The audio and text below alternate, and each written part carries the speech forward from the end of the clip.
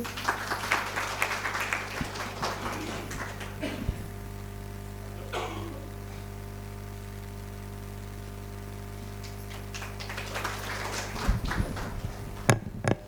याला म्हणतात God gift. प्राजक्ताला God gift आहे. तिचं आवाज छान आहे, ते सुंदर गाणं म्हणते आणि बाबांचा बच्चा असल्यामुळे अजून त्याच्यामध्ये जास्त योगयुक्त अवस्था येते तिची. तशी ती दुसरी गाणी पण म्हणते, मॉडर्न गाणी म्हणते, कोरियन गाणं म्हणते, बऱ्याच प्रकारची गाणी म्हणते ती. पण जेव्हा ती बाबांचं स्पेशली स्पिरिच्युअल गाणं म्हणते तेव्हा पण छान म्हणते, व्हायब्रेशन म्हणते. तर आता आपण आरती दिदींचा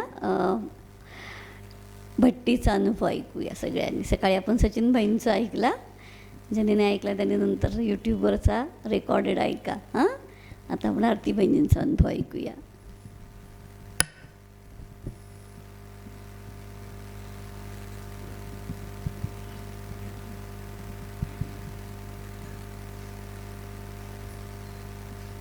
ओम शांती. मधुबन आपला परमनंट ॲड्रेस आहे आणि त्यामुळे प्रत्येक ब्राह्मणाला मधुबनमध्ये जाण्याची ओढ ही नेहमीच असते. आणि विशेष करून आम्ही जे समर्पित आहोत त्यांच्यासाठी जेव्हा असा चान्स मधुबन मॅनेजमेंटकडून ॲडमिनिस्ट्रेशनकडून येत राहतो तेव्हा आम्ही सर्वच बहिणी त्याचा लाभ घेत असतो.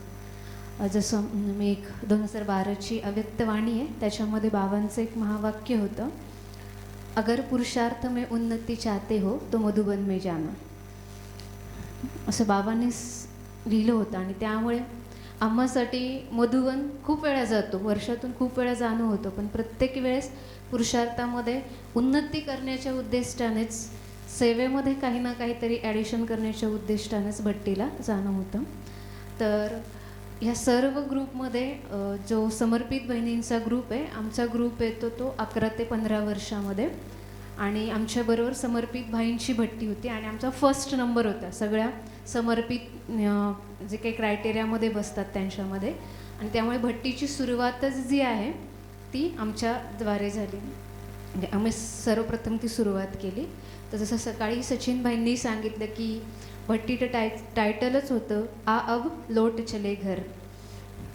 ते जसं 2017मध्ये जेव्हा अव्यक्त बापदादांचे आपण लास्ट महावाक्य ऐकले की अब समाप्ती का समय है, आणि तेव्हापासूनच बाबांनी आपल्याला ती समेटण्याची शक्ती जी आहे की सगळं काही आपल्याला समेटून घ्यायचं आहे आणि आपल्या घरी जाण्याची आपल्याला तयारी करायची आहे. तर या उद्दिष्टाने सर्व गोष्टींची तयारी बाबा आपल्याकडून करून घेत असतात. तर सर्वप्रथम मला हा चान्स मिळाला मधुबनला जाण्याचा, कारण की काहीमध्ये ऑब्स्टॅकल्स येऊ शकतात. ज्याला जायचं नसतं किंवा ज्याला आतून ओढ नसते त्याच्यामध्ये काही विघ्न येऊ शकतात, परंतु मला तो चान्स बाबांनीही दिला, त्याचबरोबर दिदींनीही दिला. त्याबद्दल सर्वप्रथम मी त्यांचे आभार व्यक्त करते. त्याचबरोबर जशी म्हणजे आम्ही आत्तापर्यंत जी भट्टी केली 11 ते 15 वर्ष, ही जी भट्टी होती ही दुसरी भट्टी होती माझी. याच्या आधी एकदा केलेली आणि नंतर त्याच्या आधी केलेल्या त्या 5 ते 10 वर्षाच्या होत्या, तर ग्राउंड लेवलच्या असायच्या. आता थोडंसं हायर झालो ना. तर 2011मध्ये जसं आपलं सेंटर ओपन झालं, 2012मध्ये आपलं माझं ट्रेनिंग झालं मधुबनला, टीचर्स ट्रेनिंग. मग 11पासून कॅल्क्युलेट केलं तर बरोबर 2011 ते 2022, हे जे 11 ते 12 वर्ष होतात, 12 वर्ष चालू राहतात. तर 12 वर्षाचं तप, एक तप म्हटलं जातं ना, एक तप म्हणजे 12 वर्ष. तर त्यात एका तपानंतर काहीतरी पुरुषार्थामध्ये आपल्याला उन्नती स्वतःला अनुभवणं येणं खूप गरजेचं असतं. 5 ते 10 वर्ष हा समर्पित जीवनामध्ये रांगण्याचा जन्म असतो की तुम्ही रांगतच असता आणि त्यानंतर तुम्हाला चालायला लागायला लागतं. सेवेच्या क्षेत्रामध्ये म्हणा, ज्ञानाच्या क्षेत्रामध्ये म्हणा, आणि विशेष करून योगाच्या स्थितीमध्ये, ह्या सगळ्याच गोष्टीमध्ये तुम्हाला चालणं गरजेचं असतं. आणि त्यामुळे ती स्वतःचं सेल्फ चेकिंग करण्यासाठीची विशेष ही भट्टी जी असते ती असते. जसं आपल्या सगळ्यांना माहिती की भट्टीमध्ये काय काय होतं. तर भट्टी म्हणजे परिपक्व बनणं, भट्टी म्हणजे परिवर्तन. ह्या सगळ्या गोष्टी आपल्याला आता पण जसे जुने झालो त्यांना माहिती, आणि जे नवी आहेत त्यांनाही माहिती की भट्टी म्हणजे संघटित रूपामध्ये केलेली साधना म्हणजे भट्टी आहे. आणि त्यामुळेच यावेळेस जेव्हा उद्घाटन समारंभ झाला तेव्हाच हे जे थीम दिलं होतं की आ अब लोट चले घर, त्या उद्दिष्टाने जयंती दिदींनी क्लास करवला उद्घाटन सत्राचा, त्यामुळे ह्या भट्टीला एक इंटरनॅशनल स्वरूप आलं ना. खास UK वरून जयंती दिदी खास ह्या प्रोग्रामसाठी आल्याच नव्हत्या, परंतु त्या आल्या आणि त्यांच्या आधारे उद्घाटन झालं, म्हणून ॲज अ इंटरनॅशनल भट्टी असंही आपण म्हणू शकतो. आणि विशेष करून फक्त दिवसभरामध्ये 2च क्लास असायचे. एक असायचा आशा दीदी आणि दुसरे असायचे चक्रधारी दीदी. आशा दीदींना तर सगळे आपण ओळखतो की ज्ञानाची गहराई आणि योगाची अवस्था किती सुंदर आहे, आणि त्यांनी खूप सुंदर क्लास करवला. त्याच्यामध्ये यज्ञरक्षक, यज्ञस्नेही आणि यज्ञ सहयोगी, विशेष करून समर्पित लोकांसाठी विशेष त्यांनी ह्या गोष्टी सांगितल्या. आणि ओव्हरऑल भट्टीमध्ये जास्तीत जास्त योग करून घेतले जायचे. म्हणजे क्लास झाला की क्लास झाल्यानंतर रिफ्लेक्शन, म्हणजे जसं मुरली, आता मुरली आपण वाचली, मग मुरलीनंतर रिफ्लेक्शन काय, की ह्या मुरलीमध्ये माझ्यामध्ये मला कोणत्या पॉईंटची धारणा करायची, किंवा मला माझ्यामध्ये कोणत्या गोष्टी धारण केलेल्या आहेत, अजून त्याच्यामध्ये मला किती उन्नती करायची आहे, अजून कुठे मायनस पॉईंट आहे. हे रिफ्लेक्शन जे आहे ते प्रत्येक क्लासनंतर 2 क्लासनंतर केलं जायचं. आणि इतर वेळेस फक्त योग असायचा, सुंदर रूपामध्ये विथ कॉमेंट्री विथ म्युझिक तो योग केला जायचा. पण ओव्हरऑल जेव्हा ही सगळी भट्टी जी पाहिली तेव्हा नशा चढतो एक प्रकारे. म्हणून मी असं म्हणते की भट्टी म्हणजे काय आहे, कोणती, म्हणजे आपल्या लोकल लेवलला असो किंवा मधुवन लेवलला असो, भट्टी म्हणजे एक पॉवर बँक आहे. म्हणजे तुमच्याकडे मोबाईल बॅटरी असते ना, मोबाईल डिस्चार्ज होऊ नये म्हणून एक सपोर्ट सिस्टीम तुम्ही ठेवत असता, की इलेक्ट्रिसिटी मिळणार नाही, काही मिळणार नाही, तेव्हा तो पॉवर बँक आपल्याकडे असावा. आणि म्हणून भट्टी ह्या पॉवर बँकचं काम करतात, की जेव्हा जेव्हा तुम्हाला असं वाटतं की आता आपली बॅटरी डिस्चार्ज होईल बाबा, परिस्थिती काहीतरी आली तर आपल्याला थोडीशी शक्तीची गरज आहे, आणि अशा वेळेस या भट्टीचं खूप खूप महत्त्व आपल्याला समजतं. रिअलायझेशन, रिफ्लेक्शन, ट्रान्सफॉर्मेशन, या सगळ्या गोष्टी या भट्टीमध्ये आपण स्वतः करतो. स्वतःसाठी एक स्पेसिफिक वेळ दिला जातो. आणि म्हणून जेव्हा ही भट्टी करत होते तेव्हा एक निश्चय आणि नशा या दोन्ही गोष्टीची चेकिंग जी आहे ती पदोपदी होत होती. आणि मग या ब्राह्मण जीवनाचा नशा जो आहे ना तो खूप वाढत होता, की आपण किती भाग्यवान आहोत की आपण या अशा एका सिस्टीमचा हिस्सा बनलोय, अशा एका परिवाराचा हिस्सा बनलोय की जो परिवार जगामध्ये कोणालाच नाही आहे. आपण अशाचा संसार चालवतोय ज्याचा संसार जगामध्ये कोणीच चालवू शकत नाही आहे. आणि त्या संसारामध्ये त्यांनी आपल्याला एक खूप मोठं स्थान दिलेलं आहे. हेच स्मृतीमध्ये आणून खूप नशा चढत होता की आपण किती भाग्यवान आहे, किती लकीएस्ट आहोत. आणि त्यामुळे ती गोष्ट खूप होते की आज जर आपण ज्ञानमार्गामध्ये नसतो तर एखाद्याचा संसार सांभाळला असताना ते सांभाळताना नाकी नऊ आले असते. आणि इथे त्याचा संसार एवढा मोठा आहे आणि त्या सांभाळण्यासाठी त्यानं मला निमित्त बनवले, पण काहीच टेन्शन नाही आहे. एवढी सारी बाबांची बच्चे आहेत, भाव स्वभाव प्रत्येकामध्ये डिफरन्सेस आहेत, परंतु ते ॲक्सेप्ट करून एका परिवाराचा हिस्सा बनून स्नेहाच्या सूत्रामध्ये सगळ्यांना एकत्र आणून आपण कसं पुढे जाऊ शकतो हे तो शिकवतो. आणि त्यामुळे तो आपला साथीदार आहे, तो आपला पार्टनर आहे, हीच गोष्ट खूप नशेची होती. आणि ह्या नशेचा आधारच निश्चितचपणे होता. आणि तो निश्चय जो आहे तो म्हणजे एकदम झालं नाही. जसं मी त्याही दिवशी जेव्हा नवीन स्टुडंटचे गेट टुगेदर होतं त्याहीमध्ये असं सांगितलं की मी जेव्हा ज्ञानामध्ये आले तेव्हा ॲज अ स्टुडंट म्हणून सगळ्यांची एक नजर असते ना, हुशार आहे म्हणजे एज्युकेशन क्वालिफिकेशन जे आहे एवढं आहे, तर मग इथेही सेवाच करणार आहेत आणि ते क्षेत्रसुद्धा सेवेचंच आहे, मग काय हरकत ती सेवा केली तर, सेवा तर आहेच ना. परंतु का जाणे काय माहिती की ती सेवा करण्याचा आधी उद्देश होता की नाही मला समर्पित व्हायचंच नाही आहे, मी दोन्ही करणार असं ठरवूनच मी म्हणजे असं ठरवलं नव्हतं, पण अशी काय मेंटॅलिटी तयार झाली नव्हती की आपल्याला समर्पित व्हायचं आहे आणि म्हणून आपण इथे येतोय. परंतु जसं म्हणजे आमच्या दीदींचं आणि माझं नेहमी डिस्कशन होतो की बाबांना ज्याला बनवायचं असतंच त्याची इच्छा असो किंवा नसो बाबा त्याला बनवताच.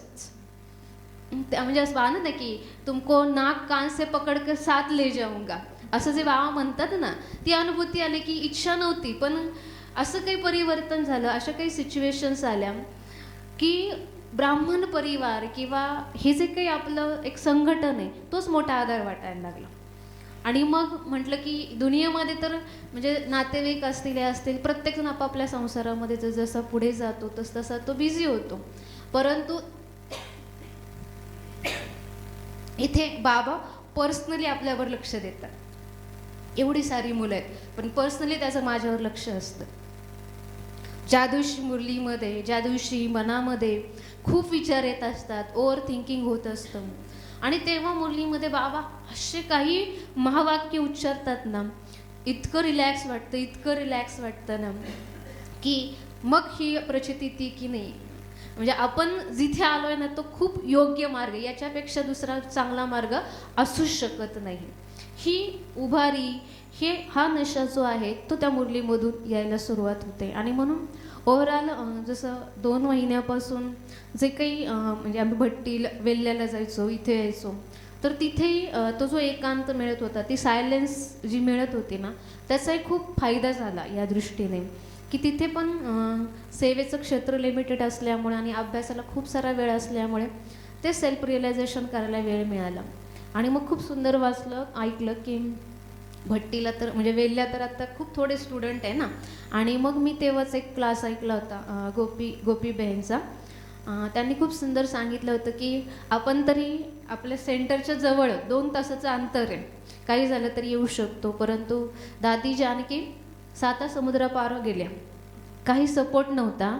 ज्यांच्या पुढे 40-40, 400-400 विद्यार्थी बसायचे, त्यांच्या पुढे जेव्हा त्या फॉरेनला गेल्या तेव्हा फक्त 2च विद्यार्थी होते. त्यांनी कशी सेवा केली? 400 कुठे आणि 2 कुठे, आणि फॅसिलिटीज काहीच नव्हत्या, एका रूममध्ये सगळं होतं. त्यांनी ती सेवा केली. काय पाहिलं त्यांनी?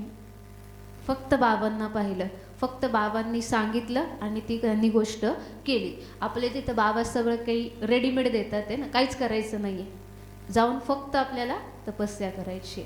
म्हणजे जसं बाबा मुरली म्हणतात की जो आगे आएंगे ना उनको और रिफाइन मिलता जाएगा, और रिफाइन मिलता जाएगा. आता याच्यापेक्षा रिफाइन काय आहे?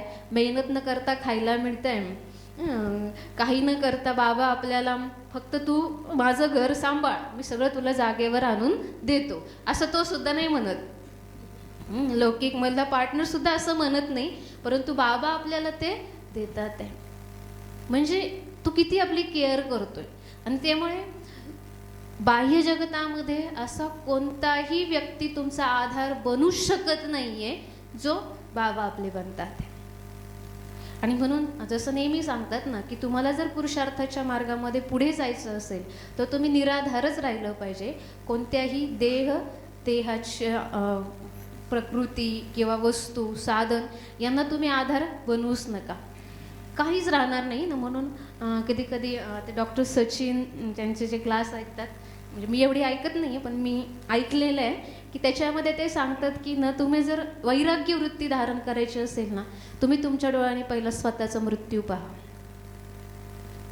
तुम्ही तुमच्या डोळ्याने तुमच्या जे संबंधी आहेत त्यांचा मृत्यू पहा. काय तुमची सिच्युएशन होती, जाण्याच्या आधीच तुम्ही त्यांचा मृत्यू पहा. आणि जर तुम्ही त्यासाठी प्रिपेअर असाल, म्हणजे काय झालंय, तुमचे मोहाचे धागे सगळे तुटलेत, मग नंतर काही हो, तुम्ही तयार असू शकता ना. आणि मग अशी चेकिंग केल्यावर आपल्याला कळतं की आपण खूप काय आहोत, अजून कमी आहोत. आपल्यामध्ये ती मॅच्युरिटी आलेली नाही, आपल्यामध्ये ती परिपक्वता आलेली नाही. आणि म्हणून आपण खूप त्याच्यावर मेहनत करणं गरजेचं आहे.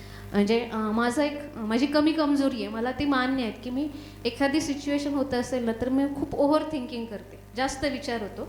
ॲक्च्युली मला अलाउड नाही आहे ते की जेव्हा मी कोर्स करते आणि कोर्स करताना सांगते की जास्त विचार करायचे नाहीत, परंतु त्या विचारांचं जेव्हापासून ज्ञानमार्गात आले पर्सेंटेज कमी झाले, पण ओव्हर थिंकिंग हे होतंच. आणि मग त्या ओव्हर थिंकिंगच्या कमी कमजोरीला जास्त विचार, एखाद्या सिच्युएशन आली मग पुढे काय होईल, मग काय करायचं, हे जे सायकल सुरू होतं त्यावर मला जास्तीत जास्त अभ्यास करायचा होता की काय केलं पाहिजे. आणि म्हणून त्या काळामध्ये ज्या बाबांच्या मुरल्या चालल्या, तिथे जे काही आम्हाला क्लास करवला गेला त्याच्यामध्ये खूप सांगितलं, फुल स्टॉप, एकच मार्ग आहे, फुल स्टॉप. प्रत्येकाचा आपापला पार्ट आहे, तुम्ही त्याच्याविषयी चिंतन करून तुम्ही फक्त शुभ भावना देऊ शकता, तुम्ही त्याला समजावू शकता, परंतु तुम्ही तुमच्या स्थितीला बिघडू नका, फुल स्टॉप लावा. प्रत्येकाचा आपापला पाठ प्रत्येकजण प्ले करतो. जसं बाबांनी आज सांगितलं ना, तीव्र पुरुषार्थामध्ये जर तीव्र पुरुषार्थ करायचा असेल तर काय पाहिजे? साक्षीदृष्ट. ती साक्षीदृष्ट स्थिती जी आहे ती आपण मेंटेन केली पाहिजे आणि ती आपल्याला सध्या होत नाही. आपण इन्व्हॉल्वमेंट अडकून जास्त बसतो आणि म्हणून जर बाबांमध्ये जर आपली इन्व्हॉल्वमेंट असेल तर आपण बाह्य जगतामध्ये जास्त इन्व्हॉल्व होणार नाही.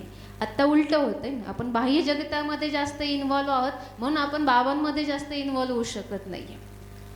म्हणून एकतर आपल्याला ह्या बाजूचा अलौकिक जीवनाचा इंटरेस्ट हा वाढवावाच लागेल, तिथे इन्व्हॉल्वमेंट ही जास्त वाढवावी लागेल, आपोआपच ते धागे काय होतील? तुटतील. हा पुरुषार्थ जो आहे खूप करणं गरजेचं आहे. त्यामुळे खूप सुंदर रिअलायझेशन झालं. विशेष भट्टीमध्ये असं काही वाटलं नाही की आता आपल्याला तासनतास योग करायचा आहे, कारण की आपली साधारणपणे सेंटरची जी ओव्हरऑल दिनचर्या असते एक सेट असते. म्हणजे आपल्या सेंटरची तरी सेट आहे ह्या बाबांच्या सेंटरची, की बाबा अमृतवेला आहे, अमृतवेला तर मुरलीनंतर अर्धा तास योग आहे, नुमाशामचा योग आहे. तिथे फक्त काय होतं, सेवेचं क्षेत्र तिथे बंद असल्यामुळे तिथे एक्स्ट्रा टाईम मिळायचा. म्हणजे 10 ते 11, संध्याकाळी 5 ते 6 असा एक्स्ट्रा योग मिळायचा. म्हणजे आपोआपच तो 4 तासाचा 5 तासाचा योग हा होत राहायचा. त्यामुळे भट्टीमध्ये खूप वेळ योगाला बसावं लागेल वगैरे असं टेन्शन कधीच येत नाही.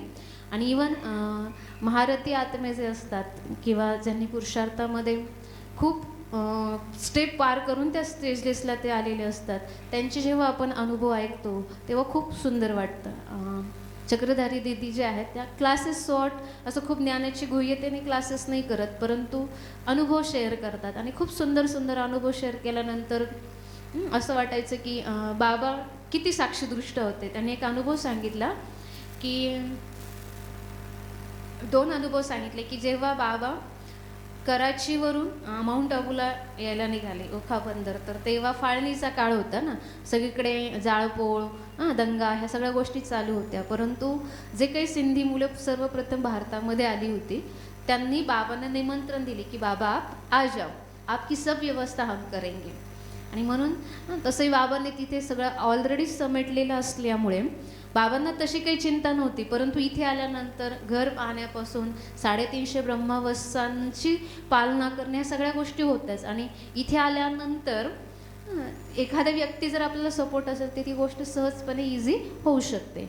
आणि म्हणून जेव्हा बाबा राजस्थान माउंट आबू या ठिकाणी आले आणि आल्यानंतर पहिलं तर 2 दादींना पाठवलं होतं की जाऊन जागा पाहून या, कसं आहे काय आहे. तर 2 दादी आल्या, त्यांनी ती जागा पाहिली, म्हणजे आता ब्रिजकोठी आहे, आधी तीच पाहिली होती. तर पाहिल्यानंतर बाबाने सांगितलं बाबा आ जाओ, बहुत बडा मकान है, हो जाएगा. आणि मग बाबा आले. आल्यानंतर यायच्या आधी 2च दिवस त्या 2 आत्ता दादी होत्या, त्यांना तिथे समजलं की तिथे खूप मोठा अजगर आहे. आणि तो अजगर जो आहे ना दररोज रूममध्ये जातो आणि येतो. मग आता अजगर काही एकटा नसेल ना, विथ फॅमिली असणार आहे त्याची. त्यामुळे म्हटले बाबा को तो हमने बताया ही नहीं है आणि अभी बाबा को तो बुलाया है, अब क्या करें. त्यांना टेन्शन आलं ना, बाबा येणार आणि एवढे 350 ब्रह्मावस्था आणि त्यांच्या राहण्याची व्यवस्था आपल्यावर जबाबदारी दिली आहे आणि आपण ते सांगितलेलं आहे की अच्छा मकान आहे, पण इथे अजगर आहे हे बाबांपर्यंत पोचलंच नाही. आता काय करायचं. त्या अशा टेन्शनमध्ये आल्या. बाबा आले. मग बाबांच्या पुढे थोडंसं चेहरा मान खाली घालून तर बाबा त्यांना म्हणजे बच्ची क्या हुआ. तर बाबा त्यांनी सांगितलं की बाबा ऐसी बात है, मकान तो देखा है, बड़ा है, लेकिन वहाँ ना बहुत बड़ा अजगर है और वो आता जाता रहता है, अब क्या करें. बाबांनी इतकं टेक इट इझी घेतलं. म्हणजे आत्ता जर तुम्हाला कोणी सांगितलं की एक फ्लॅट आहे आणि त्या फ्लॅटमध्ये ना व्हायब्रेशन चांगलं नाही आहे, काय करतात, तुमचं थिंकिंग काय चालतं ना. आणि बाबांचं काय, ठीक है ना बच्ची, आता जाता है ना, तो बच्चे देखेंगे ना तो अशरीरी अवस्था का पाठ उनका पक्का हो जाएगा. ना अजगर काय करतं ना, म्हणजे खाल सोडतं आणि पक्का हो जाए, एवढं टेक इट इझी घेतलं बाबांनी. म्हणजे बाबांनी काय केलं होतं, पूर्णपणे बलिहारी गेले होते शिवबाबांवर. काही चिंता नव्हती, निश्चिंत अवस्था होती. जेव्हा बाबांना त्या व्यक्तीने बोलवलं, त्या व्यक्तीने आल्यानंतर हात वरती केले की मी काहीही सांभाळणार नाही, माझ्याकडे कॅपॅसिटी नाही. किती टेन्शन आलं असतं आपल्याला. 2 मुलांना सांभाळायचं, ट्रान्सफर होऊन येतो, 2 मुलांचं ॲडमिशन करायचं म्हटलं तर किती टेन्शन येतं.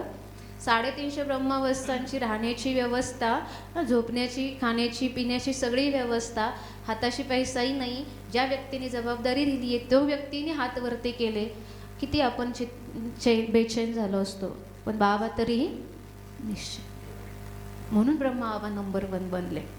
आणि म्हणून ज्ञान मार्गामध्ये आपल्याला पुढे जायचं असेल तर असं बाबा नेहमी सांगतात, एकच विधी आहे, एकच साधन आहे. तीव्र पुरुषार्थामध्ये पुढे जायचं असेल, फॉलो फादर, ब्रह्माबांना फॉलो करा. आणि म्हणून जेव्हा जेव्हा हे आजूबाजूला अशी महारथी पुरुषार्थाच्या आधारे पुढे गेलेली आपल्यातले मोठे मोठे भाऊ बहिणी पाहतो ना, तेव्हा नाच होतो की खरंच की आपली जी चॉईस आहे किंवा आपलं जे सिलेक्शन आहे ते खूप यथार्थ आहे. आणि याचा आपलं आयुष्यामध्ये कधीही पश्चाताप होणार नाही याची पूर्णपणे 100% गॅरंटी येते. की आता काही झालं तरी इथेच असं होत नाही की बाबा आमच्यामध्ये म्हणजे मतभेद होत नाहीत किंवा काही क्लॅशेस होत नाहीत, असं होत नाही. थोड्या थोड्या रूपामध्ये होतात. परंतु काय होतं की एक बाबाच मिड पॉईंट असल्यामुळे ते काही पकडून ठेवत नाही. म्हणजे की नाही बाबा ह्या मला काहीतरी बोलल्या म्हणून मी आता यांच्याशी तोंड फुगवून बसले, किंवा यांना माझा स्वभाव आवडला नाही म्हणून या मला खूप बोलल्या आणि म्हणून मी आता नाही यांच्याशी नाही, असं काही होत नाही. कारण की ही फॅमिली इतकी बाबांनी पक्की केली आहे ना, की बाबांनी सांगितलं की भाव स्वभावाचा टकराव हा सगळं इकडे होणारच आहे. आणि जोपर्यंत आपल्यामध्ये ती एकता येत नाही तोपर्यंत ह्या गोष्टी आपल्याला ॲडजस्ट करूनच करायचं आहे. आणि त्यामुळे असं काही वाटत नाही. म्हणजे मी तर विचार करते ना, म्हणजे जेव्हा आम्ही आमच्या लौकिक आई वडिलांना पाहतो, आईला पाहतो, मग आईनी संसारात गेल्यावर किती त्रास सहन केला, सासू, नणंद, पती, दीर, ह्या सगळ्यांना करून सुद्धा सॅटिस्फॅक्शन नाहीच. सगळे काय होतात, असंतुष्ट होतात. आणि इथे म्हणजे इकडचं भांडे इकडे उचललं तरी लगेच सेवेच्या खात्यामध्ये जमा होतं, लगेच जमा होतं. झाडू नुसता एका जागेवरून काढून तिथे ठेवला तरी लगेच जमा होतं. आणि ते सॅटिस्फॅक्शन बाबा आपल्याला देतात, ती प्राप्तीची अनुभूती आपल्याला येते. त्यामुळे हे जीवन बेस्ट आहे. याशिवाय दुसरं जीवन व्यर्थ आहे असं सारखं पदोपदी वाटतं. आणि त्यामुळे मग असं वाटतं की बाबा, म्हणजे जसं दीदी सांगतात की दीदी काही कुणाला पाहून ज्ञानामध्ये आलं नाही, पण मी पण काही म्हणजे असं आता दीदी समर्पित होत्या म्हणून मला असं वाटलं नाही की बाबा यांना पाहून आपण समर्पित व्हावं. परंतु असं होतं की आपल्याला असं कार्य करायचं की ज्याच्यामध्ये आपल्याला सेल्फ सॅटिस्फॅक्शन मिळेल. आणि म्हणून म्हणजे मी जेव्हा हॉस्पिटलमध्ये ड्युटी करत होते तर ड्युटी करायची, सगळं करायचं आहे. आणि आमचं हॉस्पिटल ॲज युजल माहिती आहे की गायनेकचं आणि ऑप्सचं म्हणजे स्त्रीरोग प्रसूती तंत्राचं हॉस्पिटल असल्यामुळे तिथे काय कधी असं काही खूप दुःखद वातावरण वगैरे असं काही नव्हतं. म्हणजे येणारा जरी रडत आला तरी जाताना तो हसतच, म्हणजे येणारे सगळे त्याच याच्यामध्ये असायचे. परंतु का माहिती का की ते रुचलं नाही, की सेवाभाव तिथे राहतच नाही. की जेव्हा तुम्ही एखाद्या ट्रीटमेंटचे पैसे घेता, म्हणजे तुम्ही घेताच ना, मग तिथे सेवाभाव समाप्त होतो. त्यामुळे सेवाभावी वृत्ती काय होत नाही. आणि आपण काय एवढं श्रीमंत नाही आहे की बाबा खूप गोरगरिबांची ट्रीटमेंट करत राहायचं आणि त्यांना फ्रीमध्ये ट्रीटमेंट द्यायचं, हे आपल्याच्याने काही शक्य झालं नसतंच, जे सत्य आहे ते. मग आपण काही बाबा आमटे किंवा प्रकाश आमटेसारखं होऊ शकत नाही आहे, त्यांच्यासारखं व्हायचंही नाही आपल्याला. पण मग आपण असं वेगळं काहीतरी केलं पाहिजे की जेणेकरून आपल्या सगळ्या ह्या जे काही इंटरनल गोष्टी आहेत की त्या आपण फुलफिल करू शकतो. म्हणजे सेवा पण होईल, सॅटिस्फॅक्शन पण मिळेल आणि सगळे आपल्याकडून संतुष्ट पण होतील. आणि त्यामुळे जेव्हा हे ब्राह्मण कल्चर पाहिलं, ही सिस्टीम पाहिली, तेव्हा सगळ्या गोष्टी खूप मनाला भावल्या. आणि त्यामुळे भट्टीमध्ये वारंवार ही गोष्ट सारखी स्वतःच्या बुद्धीमध्ये टच होत होती की I am a lucky soul, I am a lucky soul, मी खूप भाग्यवान आत्मा, मी खूप भाग्यवान आत्मा आहे, अशी सारखी ती गोष्ट टच होत होती. आणि त्याचा नशा जो आहे तो सारखा वाढत होता. आणि म्हणजे हा नशा आहे ना, तो दिवसेंदिवस वाढलाच पाहिजे. तो नशा वाढला तर त्याची सवय झाली तर शरीराला त्रास होतो, परंतु ह्या नशेची सवय झाली तर आत्म्याला खुशी मिळते. आणि ती खुशी जी आहे ती मधुबन मूव्हीमध्ये गेल्यानंतर प्राप्त झाली. आणि खूप सुंदर सांगितलं की यज्ञ स्नेही आणि यज्ञ रक्षक म्हणजे काय. तर मला यज्ञ स्नेही तर बनलोच आहे, पण यज्ञ रक्षक म्हणजे काय की माझ्याद्वारे असं कोणतंही कार्य नाही झालं पाहिजे की जेणेकरून बाबांकडे बोट आलं पाहिजे कोणाचंही. कोणी बाबांकडे बोट दाखवलं पाहिजे, कोणी ब्रह्मकुमारी या संस्थेकडे बोट दाखवलं पाहिजे, असं काहीही कार्य म्हणजे कोणत्याही छोट्याही प्रकारचं झालं नाही पाहिजे. म्हणजे बाय डिफॉल्ट आपल्याकडून होतं ना, म्हणजे सपोज आता बाहेर गेल्यानंतर सपोज बाहेरच्या व्यक्तींकडून काहीतरी प्रॉब्लेम आला तर थोडंसं आपण काय होतं रिॲक्शनमध्ये येतो. तर ती रिॲक्शन पण नाही झाली पाहिजे. कारण म्हणजे तुम्ही तरी रंगी ड्रेस घालून जाता, आम्ही तर नेहमी व्हाईट साडीमध्येच असतो. मग लगेच खालपासून वरपर्यंत पाहतात ना ते. स्पिरिच्युअल व्यक्ती आहे ना, तर स्पिरिच्युअल व्यक्तीला त्यांनी एका फ्रेमवर्कमध्ये अडकवलेलं असतं की बाबा स्पिरिच्युअल व्यक्ती म्हणजे काय पाहिजे, तिच्यामध्ये ह्या गोष्टी नसल्याच पाहिजे. आणि मग जेव्हा आपल्याकडून ती गोष्ट चुकीची गोष्ट होते आणि नेमकं त्याच गोष्टीवर काय होतं, मग बोट ठेवलं जातं. म्हणून असं माझ्या हातून काही नाही झालं पाहिजे की जेणेकरून माझ्या बाबांचं नाव की माझ्या यज्ञाचं नाव कोणत्याही प्रकारे त्याला गालबोट लागलं पाहिजे, असं कोणतंही कृत्य मला करायचं नाही आहे. कोणत्याही सूक्ष्म रूपामध्ये सुद्धा मला ती गोष्ट करायची नाही आहे. ही अटेन्शन आपलं ह्या भट्टीमध्ये आपल्यावर राहतं. आणि त्यामुळे जेव्हा भट्टीमध्ये वारंवार मेडिटेशन करवलं जायचं, योग करवला जायचा, तर एकच मनामध्ये होतं की आपल्याला बाबांची प्रत्यक्षता करायची.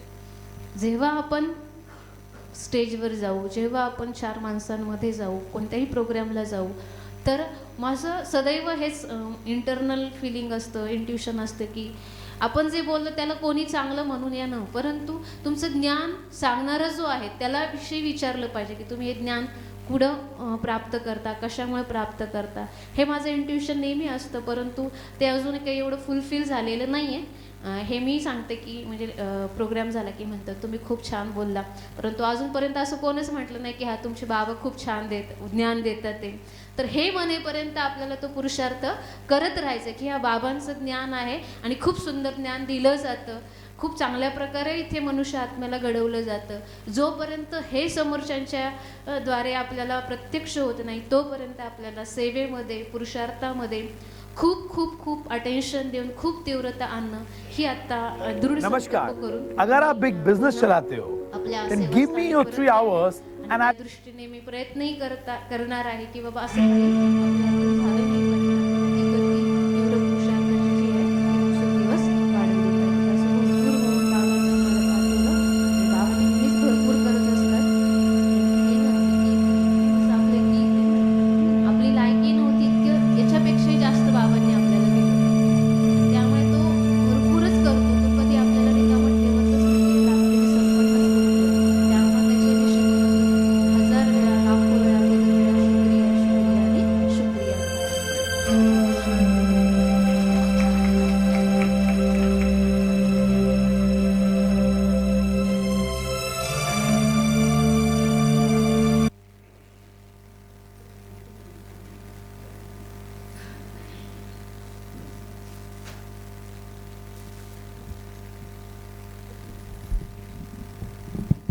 ओम शांती. योग करायचा. योगापूर्वी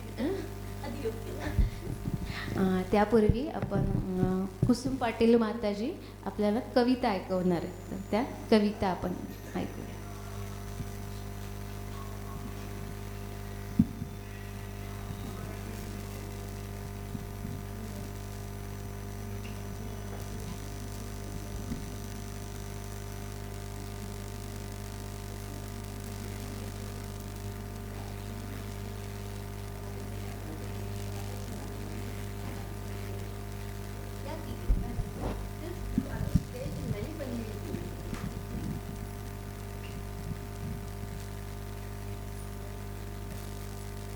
हॅलो,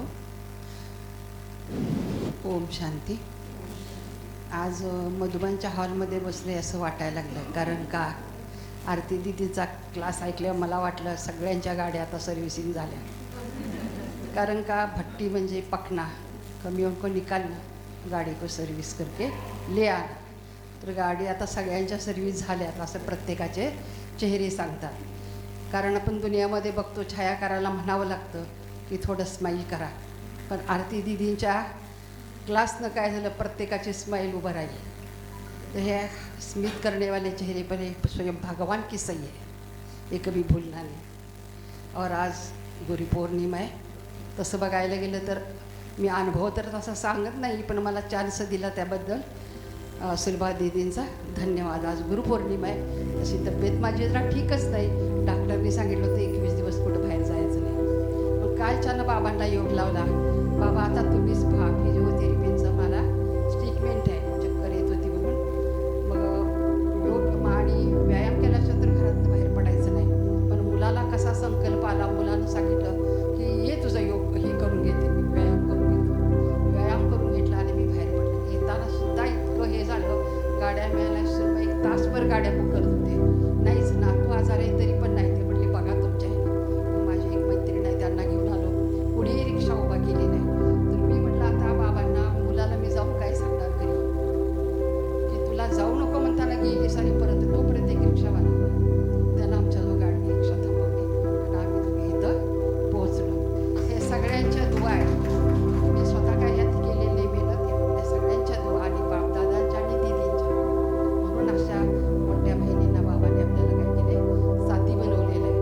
तर आज गुरुपौर्णिमा आहे. तर एक सुंदर गीत का उपहार आपके सामने मैं रखती हूँ.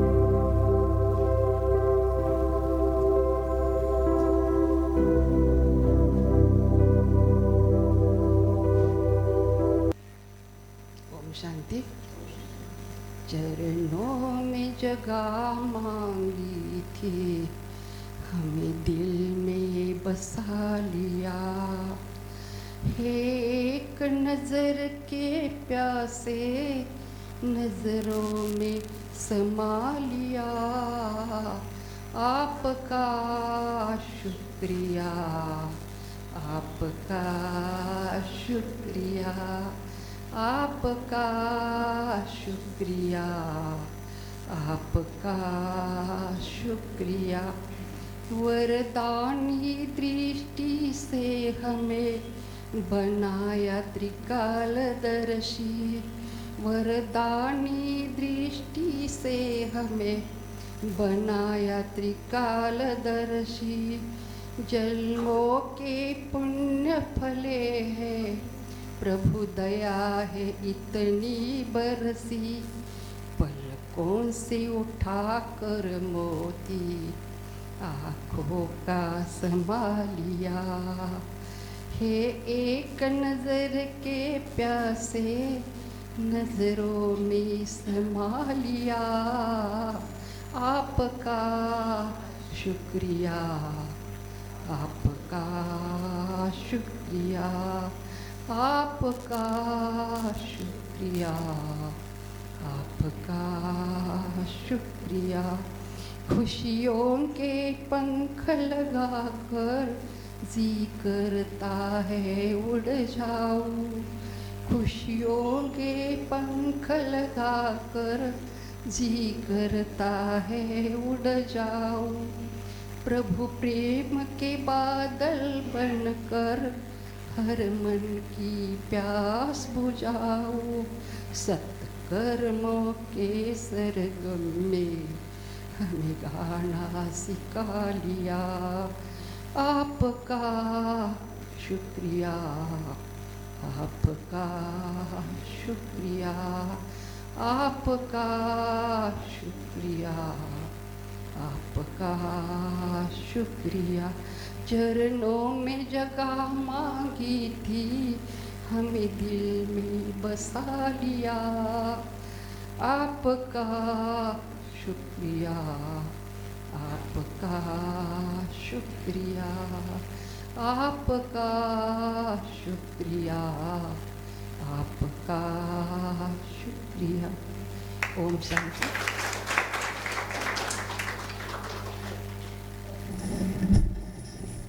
अजून कुणाला म्हणायचं का गाणं?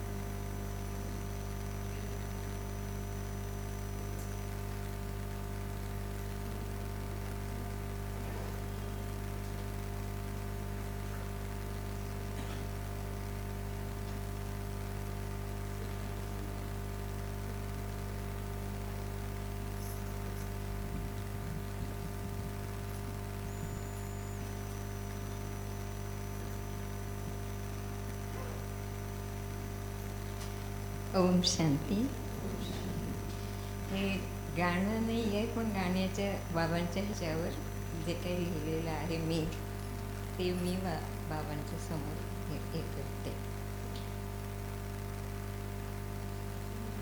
हमें और जीने की चाहत न होती अगर तुम न मिले होते, अगर तुम न मिले होते.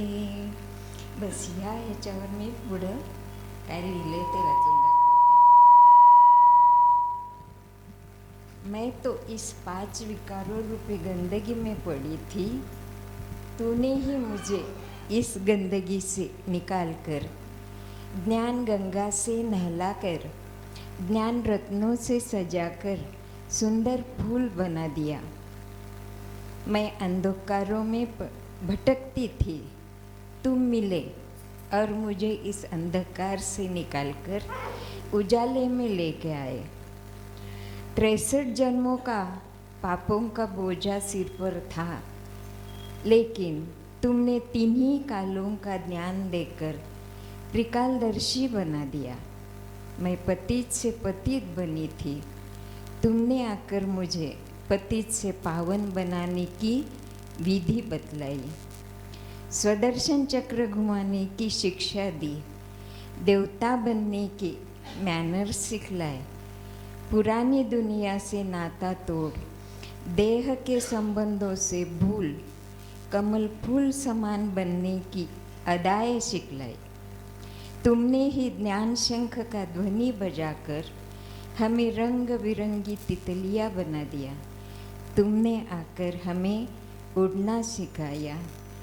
गंदगी से निकालकर ऊंच ते ऊंच श्रेष्ठ ब्राह्मण बना दिया. माँ बाप बनकर पालना दी. टीचर बनकर ज्ञान दिया. तीसरा नेत्र दिया और सद्गुरु बनकर मुक्ति जीवन मुक्ति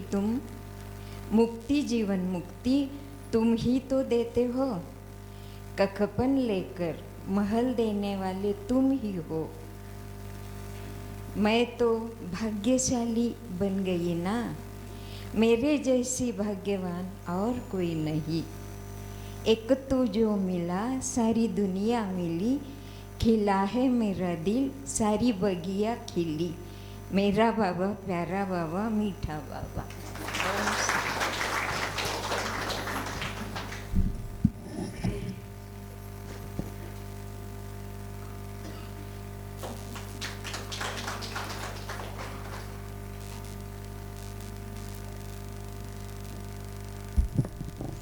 ओम शांती.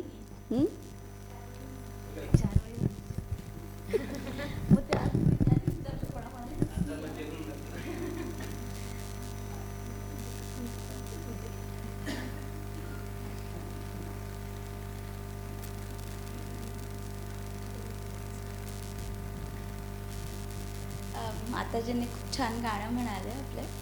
आणि आज गुरुपौर्णिमा है तो शुक्रिया तो बनता है बाबा के लिए. दल दल में फंसे थे हम तो खाली खाली था जीवन. बाहें फैला कर तूने प्यारे हमें दिया सहारा. आपका शुक्रिया आपका शुक्रिया. शुक्रिया बाबा.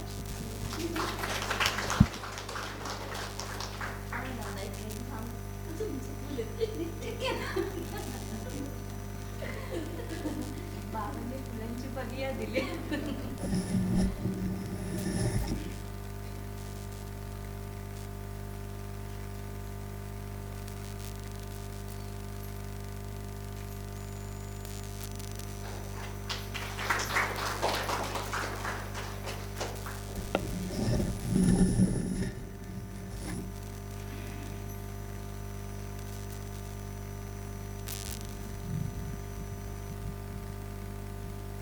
ओम शांती. बऱ्याच दिवसांनी आज गीत म्हणायचा योग आला आहे. आरती दिदी म्हटल्या, माझ्याकडून कोण म्हणणार आहे का. का कोणास ठाऊक पहिल्यापासून माझी थोडंसं हे आहे, कमजोरी म्हणा. मला पुशअप दिल्याशिवाय माझी गाडी स्टार्ट होत नाही. नारंगाल होतो ना त्यावेळी प्रत्येक कार्यक्रमामध्ये माझं गीत असायचं, सुरुवातीला आणि शेवटी. त्यावेळी त्या सरबाई मला अगोदर सांगून ठेवायची, उद्या काय कार्यक्रम आहे, गीत तयार करून ठेवा. त्यावेळी तयार असायची. ओम शांती. तर ह्या गीताला सर्वांनी साथ द्यायची आहे. प्यारे प्यारे बाबा,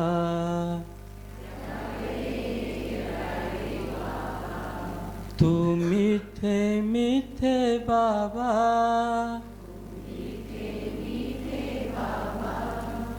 ब्रह्मा विष्णु शंकर के तू बाबाओं के बाबा, प्यारे प्यारे बाबा.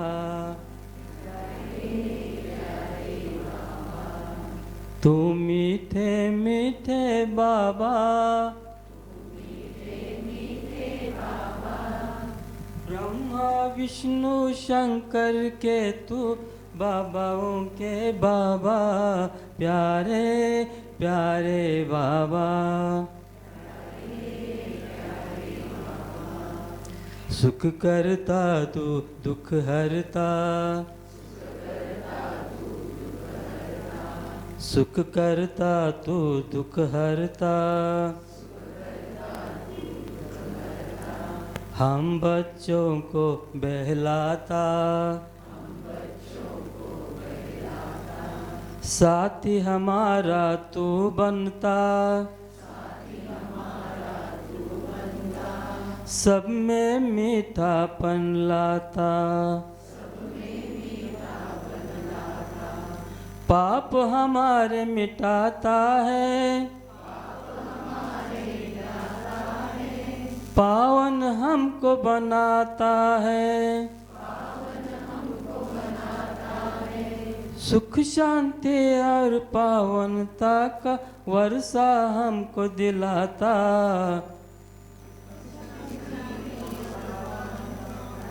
वर्षा हमको दिलाता. प्यारे प्यारे बाबा, तू मीठे मीठे बाबा, ब्रह्मा विष्णु शंकर के तू बाबाओं के बाबा, प्यारे प्यारे बाबा. परम धाम से तू आता, संगम युग में तू मिलता. याद की यात्रा कराता है, सब बंधन से छुड़ाता है. खिवैया हमारा बनता है, क्षीर सागर ले जाता है. चरित्र नव निर्माण की शिक्षा हमको तुम्हें देता. प्यारे प्यारे बाबा, मीठे मीठे बाबा. अरे ब्रह्मा विष्णु शंकर के तू बाबाओं के बाबा, प्यारे प्यारे बाबा. सृष्टि नाटकशाला है, शिव इसका डायरेक्टर है. ब्रह्मा इसका क्रिएटर है, विष्णु पालन करता है. नारद झगड़े लगाता है, शंकर सबको मिटाता है. कल्प कल्प नाटक का खेल सुनाता है शिव बाबा. प्यारे प्यारे प्यारे बाबा, तू मीठे मीठे बाबा. ब्रह्मा विष्णु शंकर के तू बाबाओं के बाबा, प्यारे प्यारे बाबा, प्यारे प्यारे बाबा, प्यारे प्यारे। ओम शांती।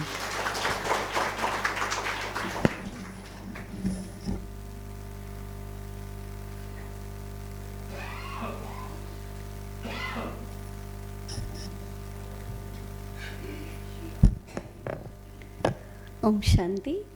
बाबा सगळ्यात मोठे कलाकार आहेत, बाबांचे बच्चे पण कलाकार आहेत. किती छान छान गीते येतात सगळ्यांना. मी सकाळच संकल्प आला की कथरूडला त्यांनी एक गायन असा ग्रुप तयार केला आहे आणि त्यांनी सिनेसाठी एक प्रोग्राम ठेवला. तर आम्ही विचार केला की त्यांच्याकडे खूप सारे गाणारे आहेत, आपल्याकडे असं कोण इतकं गाणार आहे का? तर बघा कितीतरी जण असतात ना की त्यांनी तयारी केली. तर आत्ताच्या तर तुम्ही 4 गीतं ऐकली की नाही? हां, म्हणजे येतं सगळ्यांना. किंवा आवड असेल तर आपण तसा प्रोग्राम पण करू शकतो ना, एक संगीताचा किंवा कल्चरचा प्रोग्राम. अजून एक माताजी ते आलं नाही, पण त्या कवयित्री आहेत, लेखिका आहेत, निंबाळकर माताजी. त्यांनी पण चांगलं भावांवरती कविता लिहिली, पण ते नेमक्या नाही आलं. त्या पण खूप छान कविता करतात. म्हणजे असे बाबा म्हणतात प्रत्येकामध्ये काही ना काही कलागुण हे आहेत. आणि जेव्हा आपण ते बाबांच्या सेवेमध्ये लावतो तेव्हा ते अजून वाढतात. त्यामुळे जे आपल्याकडे विशेषता आहेत ना, त्या सेवेमध्ये लावायला शिकायचं. आपलं चित्र चांगलं काढता येतं, रांगोळी चांगली काढता येते, चांगलं गाणं म्हणता येतं, चांगलं बोलता येतं, चांगलं एखादी टोली बनवता येते, चांगलं डेकोरेशन करता येतं, चांगली एखादी वस्तू तयार करता येते. कितीतरी कला आहेत ना. आणि बाबा म्हणतात तुम्हाला काय बनायचं? सर्व गुणांनी सर्व कलांनी संपन्न बनायचं आहे. मग एक जरी कला असेल आणि ती जर आपण बाबांच्या कार्यामध्ये लावली तर मग काय होतं, आपोआप अजून आपल्यामध्ये कला आणि गुण वाढत जातात. त्यामुळे आपल्याला हे लक्ष ठेवायचं की आपलं प्रत्येक गुण, प्रत्येक विशेषता ही सेवेमध्ये लागली पाहिजे, हे की नाही? म्हणजे ती अजून काय होईल, वृद्धिंगत होत जाईल, हे की नाही? तर म्हणजे आपल्याकडे नाही ठेवायची, ती आपण जेव्हा यूज करतो तेव्हा ती वाढते आणि आपला उमंग उत्साह पण वाढतो. आपल्याला पाहून दुसऱ्यांचा सुद्धा उमंग उत्साह वाढतो. काहींमध्ये असते पण त्यांना डेअरिंग नसते, कसं बोलायचं, कसं म्हणायचं, असं काही नसतं. आपल्याच परिवारात जेव्हा आपण बोलतो किंवा नाही का एखादी गोष्ट करतो किंवा ते ॲप्रिशिएटच केली जाते. त्यामुळे जे पण आपल्याला येतं ना ते दुसऱ्याला द्यायला शिकायचं. ज्ञानी व्यक्तीचं निशाणी ही आहे की जे जे आपल्याला माहिती असतं ते सगळं आपण दुसऱ्याला दिलं पाहिजे, तर त्याचा फायदा आहे. मी खूप पुरुषार्थ करते, माझ्यात खूप उमंग उत्साह आहे, पण मला समोरच्याला काही देताच येत नाही, व्हायब्रेशन म्हणा किंवा ज्ञान म्हणा, तर काय फायदा आहे? भावा म्हणतात दुसऱ्याला पण देता आलं पाहिजे ना, मग विश्वकल्याणकारी आपण, हे की नाही? मी माझ्यात खुश आहे पण मला दुसऱ्याला पण खुश करता आलं पाहिजे. मी माझ्यात संतुष्ट आहे पण मला दुसऱ्यालाही संतुष्ट करता आलं पाहिजे. म्हणून आपल्याला ते सगळं करायचं, कारण आपला विश्वकल्याणासाठी जन्म झाला आहे की नाही? त्यामुळे आपल्याकडे जे आहे ते सगळं अमानत शिवबाबांचा प्रसाद आहे. आणि बाबाकांचा प्रसाद नेहमी वाटून घ्यायचं, एकटा नसतो खायचा. हां, म्हणून जो काही ईश्वराने आपल्याला गुणरूपी प्रसाद दिला आहे, विशेषतारूपी प्रसाद दिला आहे, तो सगळ्यांना वाटायचा प्रयत्न, पुरुषार्थ करायचा, जेणेकरून तो काय होईल, वाढत जाईल, हे की नाही? तशा प्रकारे खूप खुशी होते ना बाबांना पण असं बघितल्यावरती की मुलं वेगळ्या प्रकारे कसं बाबांना आठवतात किंवा मुलांमध्ये कितीतरी चांगल्या विशेषता आहेत. संघटन झालं का मग विशेषता बाहेर येतात. असं इतर वेळी तर काय फक्त 1 तासापुरते येतात आणि मग जात असं होतं. म्हणून कधीतरी संघटन जेव्हा असतं तेव्हा संघटनमध्ये येणं फार महत्त्वाचं आहे. ब्राह्मण जीवनामध्ये संघटन अत्यंत महत्त्वाचे, लक्षात घ्या. बाबांनी काल परवा पण वरदानामध्ये काय सांगितलं, निर्विघ्न राहायचं असेल तर आपल्या संघटनमध्ये येण्याशिवाय दुसरा पर्याय नाही आहे. संघटनचा किल्ला मजबूत तेव्हा होतो त्याच्या सगळ्यांचं मिळून एक संकल्प होईल. आणि विनाश पण तेव्हाच होणार जेव्हा सगळे संकल्प सगळे ब्राह्मण मिळून एक संकल्प करतील. कारण आपल्याला एक मत, एक राज्य, एक भाषा आहे, दुनियेमध्ये जायचं आहे. त्यामुळे एकतेचा पाठ वाढण्यात पक्का झाला पाहिजे. तुमच्यामध्ये एकसूत्रता असली पाहिजे तर तुम्ही, हे की नाही, एक मत, एक राज्य, एक भाषा आहे, दुनियेमध्ये जाल. तिथे कोणत्याही प्रकारचं द्वैत नाही आहे. हां, आणि म्हणून आपल्याला असं एकमत होण्याचा पुरुषार्थ केला पाहिजे किंवा संघटनमध्ये येण्याचा पुरुषार्थ केला पाहिजे. नवीनांचा पण छान ग्रुप आला त्या दिवशी, ऑनलाईन ऑफलाईन जे मुरली ऐकतात गीत, आता पण किती नवीन आहे त्या ठिकाणी. एक 40-45 बाबांचे बच्चे जे रोज मुरली ऐकतात, पण समजा कोणत्या कारणामध्ये येत नाहीत असं वगैरे आहे की आठवड्यात एकदा किंवा 2दा येतात, अशांचा ग्रुप बोलवला होता. त्यातले बरेच जण तरी नव्हते आले, तरी पण 40-50 जण आले होते. तर त्यांनी आम्ही हे सांगितलं की संघटनचं काय महत्त्व जेव्हा तुम्ही एकत्र येता. आणि बाबा नेहमी म्हणतात की जिथे ब्राह्मणांचं संघटन तिथे बाबा उपस्थित असतात. त्यामुळे जर व्हायब्रेशन तुम्हाला घ्यायचं असेल किंवा तुम्हाला बाबांकडनं जर वरदानी दृष्टी घ्यायची असेल तर तुम्हाला संघटनमध्ये यावं लागेल. इंडिव्हिज्युअली आपण घरात बसून ते सगळं करू शकत नाही. जे आपण बाबाच्या घरामध्ये करू शकतो, कारण इथे आपल्याला व्हायब्रेशन मिळतं, वातावरण मिळतं, बाबांची मदत मिळते, संघटनची ताकद मिळते. त्यामुळे काही झालं तरी संघटनमध्ये येण्याचा पुरुषार्थ आपण केला पाहिजे. जेव्हा जेव्हा चान्स मिळतो तो मिस नाही केला पाहिजे, लक्षात घ्या. जेव्हा तेव्हा भट्टी म्हणा, काही गेट टुगेदर म्हणा, जेव्हा आपण आयोजन करतो तर ते श्रीमत असतं शुभावांचं. ते बहिणींनी ठरवलेला प्रोग्राम नसतो, ते शुभावांचं श्रीमत असतं. आणि जो श्रीमताचं ॲक्युरेट पालन करतो, आज्ञेचं पालन करतो, त्याला जास्त मार्क मिळतात की नाही आज्ञेचं पालन केल्यामुळे. त्यामुळे कधीही चान्स सोडायचं नाही. जेव्हा आपल्याला चान्स मिळेल, कसं आपला समय सफल होईल किंवा आपला वेळ सफल होईल नाही की नाही, श्वास सफल होतील, याचाच आपण पुरुषार्थ करायचा. चान्स तर बनायला शिकायचं आहे. अगदी जेन्युइन काय असेल तर वेगळं, पण जेव्हा जेव्हा संघटन बनतं तेव्हा तेव्हा आपल्याला पुरुषार्थ करायचा आहे की सगळ्या गोष्टी थोड्याशा बाजूला ठेवून आपण थोड्या वेळ का होईना आपण स्वोन्नतीसाठी दिला पाहिजे. मग भट्टी म्हणा, काही म्हणा, ती स्वोन्नती असते ना आपली, त्यातनं आपला उमंग उत्साह वाढत असतो. त्यामुळे तिथे आपण एक्सक्यूज नाही करायचं स्वतःसाठी. तिथे आपण स्वतःला वेळ हा नक्की द्यायचा आहे, कारण बाकी 365 दिवस तर आपल्याला सगळ्या गोष्टी चालूच असतात की नाही इतर पण. परंतु जेव्हा अशा प्रकारचं आपल्याला बाबांकडनं इन्व्हिटेशन येतं, बाबांच्या घरातनं इन्व्हिटेशन येतं, बाबा आपल्यासाठी एखादा प्रोग्राम आयोजित करतात. प्रोग्राम कोणासाठी असतो? भट्टी कोणासाठी असते? ब्रह्मभजन कोणासाठी असतं? क्लास कोणासाठी असतो? कोणासाठी असतं? सगळं आयोजन कोणासाठी असतं? बच्चांसाठी असतं ना.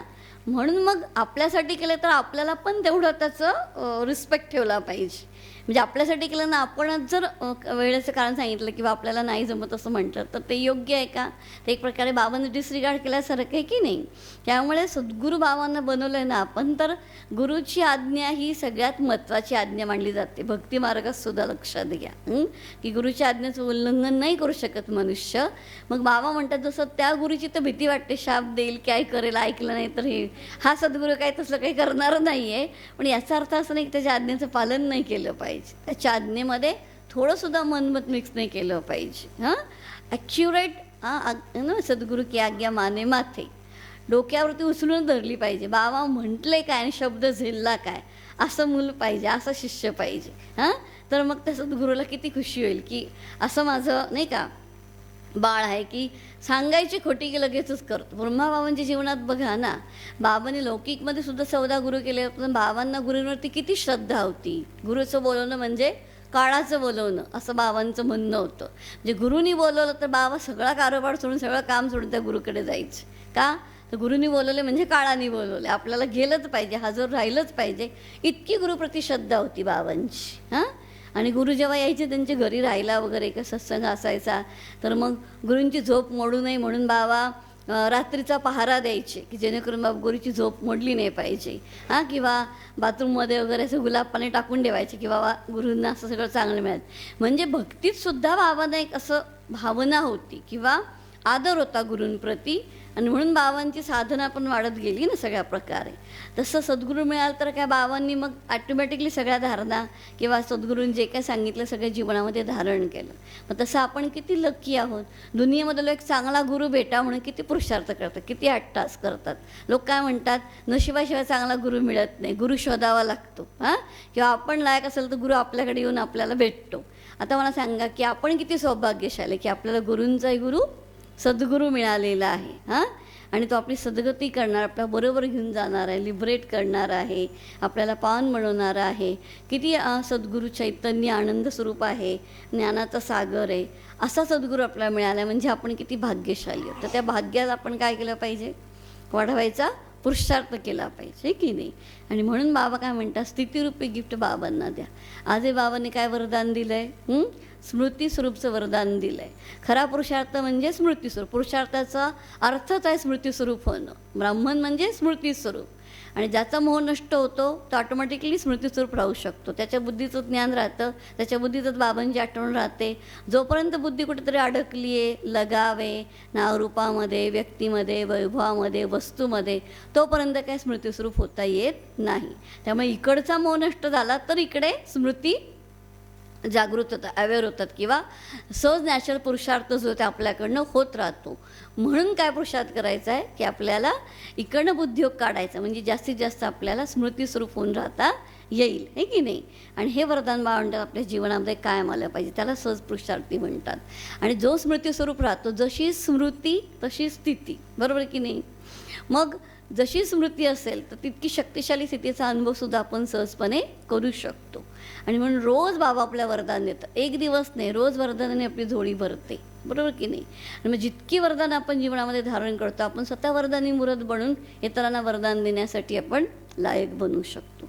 म्हणून कोणी गुरु कोणाला असं दुसरं वरदान देत नाही, पण बाबा आपल्याला मास्टर सद्गुरूचं सुद्धा वरदान देऊन टाकतात की बच्चे तुम भी सद्गुरू के बच्चे मास्टर सद्गुरू हो, म्हणतात की नाही. हां, दुनियेमध्ये तर गुरु असतो त्याचा शिष्य असतो, गुरु असतो त्याचा चेला असतो, तो त्याची गादी चालवतो. बाबा म्हणतात असं आपल्याकडे आहे का? हां, बाबा काय टायटल देतात आपल्याला?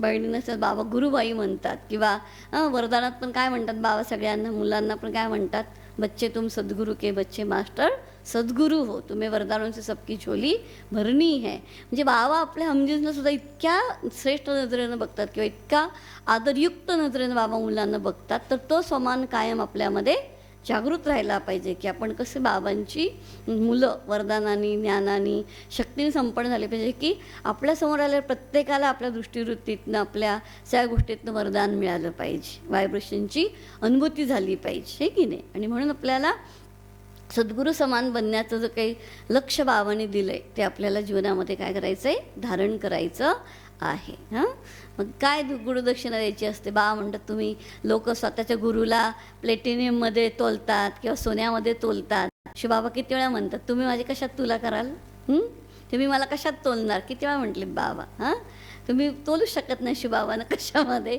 एक तुझं निराकार आहे बा, विज्ञे माझं वजनच नाही, ती मला कशात तोलू शकत नाही. हां, जसं लौकिक गुरुची ग्रंथ तुला, सोन्याची तला, हिऱ्याची तुला, प्लेटिनियमची तुला करतात, तुम्ही शिवबाबांना कशात तोलाल, कशात तोलू शकत नाही. आणि तुम्ही काय दक्षिणा द्याल शिवबाबांना, काहीच देऊ शकत नाही.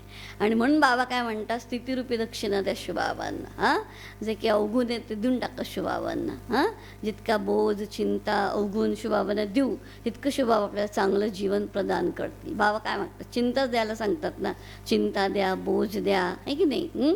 तुम्हाला जे नको आहे ते सगळं मला देऊन टाका. हां, मी तुम्हाला ते त्याच्या सगळ्या बदल्यांमध्ये तुम्हाला सगळं नवीन आणि फर्स्ट क्लास A1 देईल. मग चांगलाच होत आहे ना. बाबा म्हणतात जुनं द्यायचं नवीन घ्यायचं, किती खुशी होते. हां, जुनं द्या आणि नवीन घ्या. बाबा काय घेतात आपल्याकडं, जुनंच घेतात, जे आपल्याला नको आहे, जे आपल्या काही कामाचं नाही तेच आपल्या शिवबाबांना द्यायचं आहे. आणि त्यातनं बाबा आपल्याला येणाऱ्या नवीन दुनियेसाठी पूर्ण तयार करतात, पूर्ण लायक बनवतात. म्हणजे बाबांचं किती शुक्रिया आपल्याला. हां, की बाबा आपल्याकडनं काही नाही घेतात, बाबाला एवढं आपल्याला देतात. म्हणून म्हणतात ना ते भक्तीत गाणं त्यासाठीच म्हणतात, नाही खर्चिली कवडी दमडी, नाही वेचला दाम, बाई मी विकत घेतला श्याम, फुकटच श्याम मिळालेला आहे. बाबा म्हणतात तसं आहे आपल्याला, पण त्या मिळालेल्या श्यामाला आपलं बनवून ठेवणं हे आपलं कर्तव्य आहे, त्याचं बनून राहणं हे आपलं कर्तव्य आहे की नाही. म्हणून तो निश्चय किंवा तो नशा जो आहे तो ब्राह्मण जीवनाचा वाढत गेला पाहिजे. नित्यनेमात तपस्या वाढली पाहिजे, ज्ञान वाढलं पाहिजे, ज्ञानाची गुह्यता वाढली पाहिजे, आपली स्थिती वाढत गेली पाहिजे, खुशी वाढत गेली पाहिजे, निश्चय वाढत गेला पाहिजे. स्वतःला फील झालं पाहिजे की माझी प्रगती होती आहे, माझी उन्नती होती आहे. हां, अनुभव झाला पाहिजे. ऑलवेज शिवबाबांची छत्रछाया माझ्यावरती आहे आणि मी वरदानी मूर्त आत्मा आहे. हा अनुभव जर आपल्याला असेल परमात्मा प्रेमाचा, परमात्मा पालनेचा, परमात्मा पडायचा, परमात्मा बडस्याचा, परमात्मा छत्रछायेचा, परमात्मा गोदचा, तर आपलं ब्राह्मण जीवन काय आहे, सफल आहे. आणि मग बाबा त्याच्यावरती वरदानाचे बळसात करतात, जे आज्ञेचं पालन करतात. शिष्याचा पहिला गुण आज्ञाकारिता असतो. माहिती एक चांगला शिष्य कोणाला म्हणायचं, जो आज्ञाकारी आहे, जो गुरुच्या आज्ञेचं पालन करतो. तर आपण स्वतःला चेक करायचं की सद्गुरू शिवबाबांच्या किती आज्ञेचं पालन आपण करतो. आज्ञा म्हणजे श्रीमत, किती श्रीमताचं पालन करतो आपण, आणि किती पर्सेंटेजमध्ये आपल्याला अजून सद्गुरूच्या श्रीमताचं पालन करणं गरजेचं आहे. चांगलं आपल्याला जर बाबांचं बच्चा बनायचं असेल तर आपण किती ॲक्युरेट रीतीने श्रीमताला पालन केलं पाहिजे. किंवा जसा गुरु तसा शिष्य बनतो, तो सेम त्याला बनवतो ना. मग तसं बाबांसारखे किती गुण आपण आपल्या जीवनामध्ये धारण केले, बाबांसारख्या किती क्वालिटी आपल्यामध्ये. जर तुम्ही सगळ्यात चांगलं उदाहरण दुनियेमध्ये लोक गुरु शिष्याचं काय सांगतात, विवेकानंद आणि रामकृष्ण परमहंसांचं सांगतात. जर कोणी वाचलं असेल, कोणाला माहिती असेल तर. मग रामकृष्ण परमहंस आणि विवेकानंदांमध्ये काय रिलेशन होतं किंवा कसं त्यांनी पूर्ण जाणून घेण्याचा प्रयत्न केला. शिष्यात सुद्धा तेवढी ज्ञानपिपासा लागते की त्यानं गुरुकडनं सगळं काढून घ्यायचं असतं. गुरु काय असं सहज वाटत नाही, दुनियेमध्ये तर कोणीच असं सहज वाटत नाही. त्याला त्याचं मन जिंकावं लागतं, त्याला त्याची सेवा करावी लागते. मग तो कुठे पात्र झाला असं शिष्य गुरुला वाटलं तर मग तो त्याला आज्ञा देतो किंवा मग तो त्याला शिष्यत्व देतो किंवा मग तो त्याला स्वतःचं स्वीकार करतो. त्याशिवाय तो स्वीकार करत नाही. तो आधी पूर्ण परीक्षा घेतो त्याची की तो खरंच एलिजिबल आहे का, करू शकतो का, मगच तो त्याला स्वतःचं हे बनवतो की नाही. त्याशिवाय बनवतो का, नाही बनवतो. असं बाबांनी तर काय कंडिशन्स नाही ठेवली आपल्याला, सगळ्यांनाच आपलं बनवून घेतलं की नाही बाबांनी. पण आपल्यामध्ये पण तेवढी ज्ञानपिपासा असली पाहिजे, जिज्ञासा असली पाहिजे. चांगल्या शिष्याचं दुसरं लक्षण आहे, त्याच्यामध्ये ज्ञानपिपासा असली पाहिजे. त्याला शिकण्याची उम्मीद असली पाहिजे. कायम त्याने शिकण्याची लालसा ठेवली तर तो एक चांगला विद्यार्थी किंवा एक चांगला शिष्य बनू शकतो, लक्षात घ्या. आणि म्हणून जसं गुरुला जर म्हणतात ना, इतकं तुम्ही ज्ञान बाबांमधनं घेतलं पाहिजे की ज्ञानसागराला ज्ञान चिड्यांनी हप करून टाकला असं म्हटलं पाहिजे. पूर्ण सागर गिळून टाकला. याचा अर्थ काय, जेवढं सागरामध्ये भरलं ते सगळं स्वतःमध्ये सामावून घेतलं पाहिजे तर तो खऱ्या अर्थानं खरा शिष्य. की जे जे गुरुत आहे ते त्याच्यामध्ये उतरलं पाहिजे. की शिष्यावरून गुरु ओळखला गेला आहे दुनियेमध्ये. स्वामी विवेकानंदांवरनं परमहंसानं ओळखलं गेलेलं, लक्षात घ्या. तसं बाबा म्हणतात तुमच्या चेहऱ्या चलनवरनं बाबा कोण आहे ते ओळखलं गेलं पाहिजे. ही जबाबदारी आहे ना आपली. गुरुवरनं शिष्याला नाही ओळखलं, तिथे वेगळं झालं आहे. शिष्यावरून गुरुला ओळखलं गेलेलं आहे, उलटं झालं आहे. हेच बाबा म्हणतात की तुम्ही इतकं कॅपेबल बनलं पाहिजे की तुम्हाला बघून बाबा प्रत्यक्ष झाले पाहिजे. इतकी तुमच्यामध्ये ती क्वालिटी तुम्ही धारण केली पाहिजे. प्रत्येक गोष्टीमध्ये तेवढ्या गुह्यतेमध्ये गेलं पाहिजे तर आपल्याकडनं बाबा प्रत्यक्ष होतील. लेकिन एक चांगला इन्स्ट्रुमेंट म्हटलं की आपोआप त्याच्याद्वारे बाबा आपलं कार्य करून घेतात. तेवढा आदरभाव असला पाहिजे. तिसरी गोष्ट, अर्जुनासारखं शिष्य बनता आलं पाहिजे. सांगितलं सगळ्यांना सगळं दिसत होतं. भीमाला द्रोणाचार्याने सगळ्यांना बाण चालायला शिकवला. त्या झाडाला त्यांनी लटकवलं फळ आंबा आणि प्रत्येकाला विचारलं तुला काय दिसतंय, तर काय झालं, भीमाला काय दिसलं तर नुसता आंबा दिसला. नकुल सहदेवाला काय दिसलं, पानं दिसली. दुसरा काय दिसलं तर पक्षी दिसले. फक्त अर्जुनालाच काय दिसला, फक्त त्या पक्षाचा डोळा दिसला. म्हणजे जे त्याचं लक्ष होतं ते त्याचं क्लिअर होतं आणि म्हणून तो त्याचं टार्गेट साधू शकला. असं मांडत चांगला विद्यार्थी किंवा चांगलं शिष्य त्याला म्हणायचं ज्याला जीवनाचं लक्ष क्लिअर आहे, विजन क्लिअर आहे की मी इथं का आहे, मी ब्राह्मण म्हणून इथे का बसले, ब्रह्माकुमार कुमारी म्हणून मी इथे का बसलोय, हे ज्याला क्लिअर आहे तो चांगला विद्यार्थी बनू शकतो. तो बाबांचं मन जिंकू शकतो. ज्याला माहितीच नाही मी इथं का आहे, मला काय करायचं आहे, पुढे माझ्या ब्राह्मण जीवनाचं काय होणार आहे, माहीत नाही माझा ड्रामा काय आहे, हे असं जे म्हणतो तो ब्राह्मण नाही. त्याला क्लॅरिटी पाहिजे की इथे मी कशासाठी आहे, ईश्वराने मला इथे कशासाठी आणले, काय माझ्यात पात्रता भरली म्हणून मी इथे बसू शकतो. हे जेव्हा तुम्हाला क्लिअर विजन असेल ना तेव्हा तुम्ही एक चांगला विद्यार्थी किंवा एक चांगला शिष्य बनू शकता. कारण तुमच्या जीवनाचं लक्ष क्लिअर आहे. असंच मांडत कॉमन ब्राह्मण खूप आहेत. पण तसं आपल्याला ऑर्डिनरी नाही बनायचं आहे. आपल्याला जर मांडतात की पक्का ब्राह्मण बनायचं, कुलभूषण ब्राह्मण, ब्राह्मण कुलभूषण. एक आहे ब्राह्मण म्हणून घेणं आणि एक आहे ब्राह्मण कुलभूषण, कुळाचं भूषण वाढवणारा ब्राह्मण. तो कुलभूषण की नाही. जसं घरात मुलं असतात पण कुलदीपक कोणाला म्हणतात, जो कुळाचं नाव रोशन करतो तो कुलदीपक. तसं ब्राह्मण कुलभूषण म्हणजे काय, कुळाला सुद्धा त्याचं भूषण वाटेल, गौरव वाटेल असं संतान म्हणजे, असा विद्यार्थी म्हणजे कुलभूषण आहे की नाही. तर असं आपल्याला ब्राह्मण कुळाचं नाव वाढवू आपण, असं भूषण ठरलं पाहिजे आपण ब्राह्मण कुळाचं, आहे की नाही. मग बाबा म्हणतात ना कधी कधी बाप को भी ऐसे लगता है ना कोई बच्चा ऐसा होता है सोतेला और मातेला, तर बाप को भी लगता है की ऐसा बच्चा तो न होता तो अच्छा होता, असं बाबा म्हणतात ना कधी कधी. त्यालाही फील होतं. म्हणजे असं आहे की असंच कर्म पाहिजे, असं श्रेष्ठ राहिलं पाहिजे आपण, की बाबांनाही नाज वाटला पाहिजे. बाबा म्हणतात असं आपल्या जीवनामध्ये धारणा जे आहेत त्या केला पाहिजे. म्हणून अर्जुनासारखं शिष्य बनायला शिकायचं, ज्याचं लक्ष विजन क्लिअर आहे.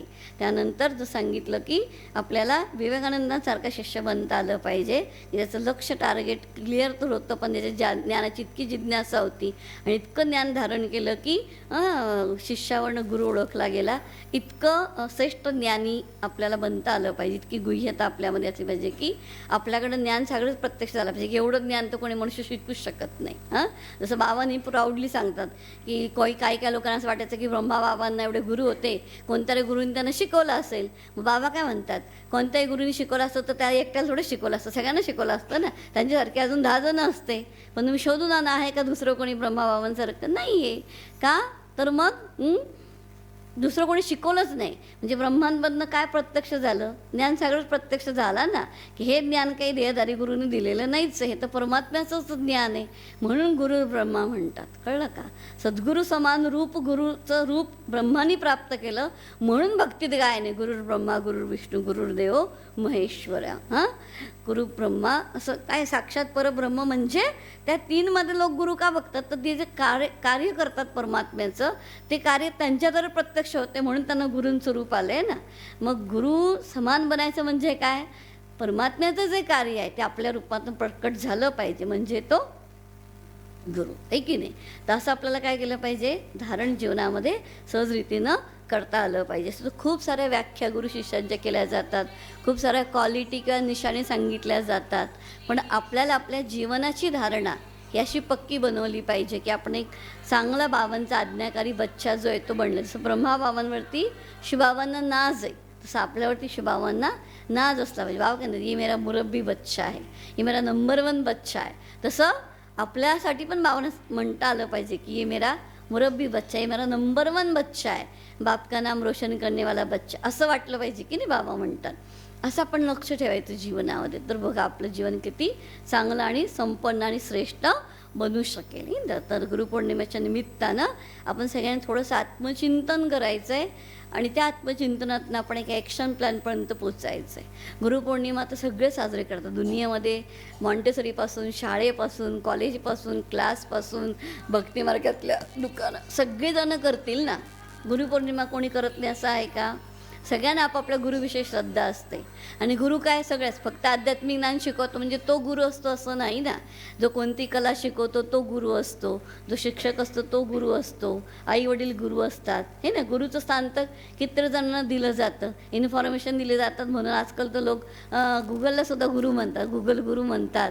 म्हणजे इन्फॉर्मेशन देणारा, ज्ञान देणारा, कला शिकवणारा, रस्ता दाखवणारा, त्या सगळ्यांनाच गुरु म्हटलं गेलेलं आहे, बरोबर की नाही. विवेकाची जागृती करणारा तो खरा गुरु असतो, ज्ञान देणारा गुरु नसतो फक्त, आहे की नाही. हा फरक असतो. गुरु आणि शिक्षकामधला फरक सांगतात ना लोक. शिक्षक इन्फॉर्मेशन देतात, गुरु फक्त इन्फॉर्मेशन नाही देत. गुरु काय देतो? विवेक देतो, ती गोष्ट अनुभवण्याची ताकद देतो.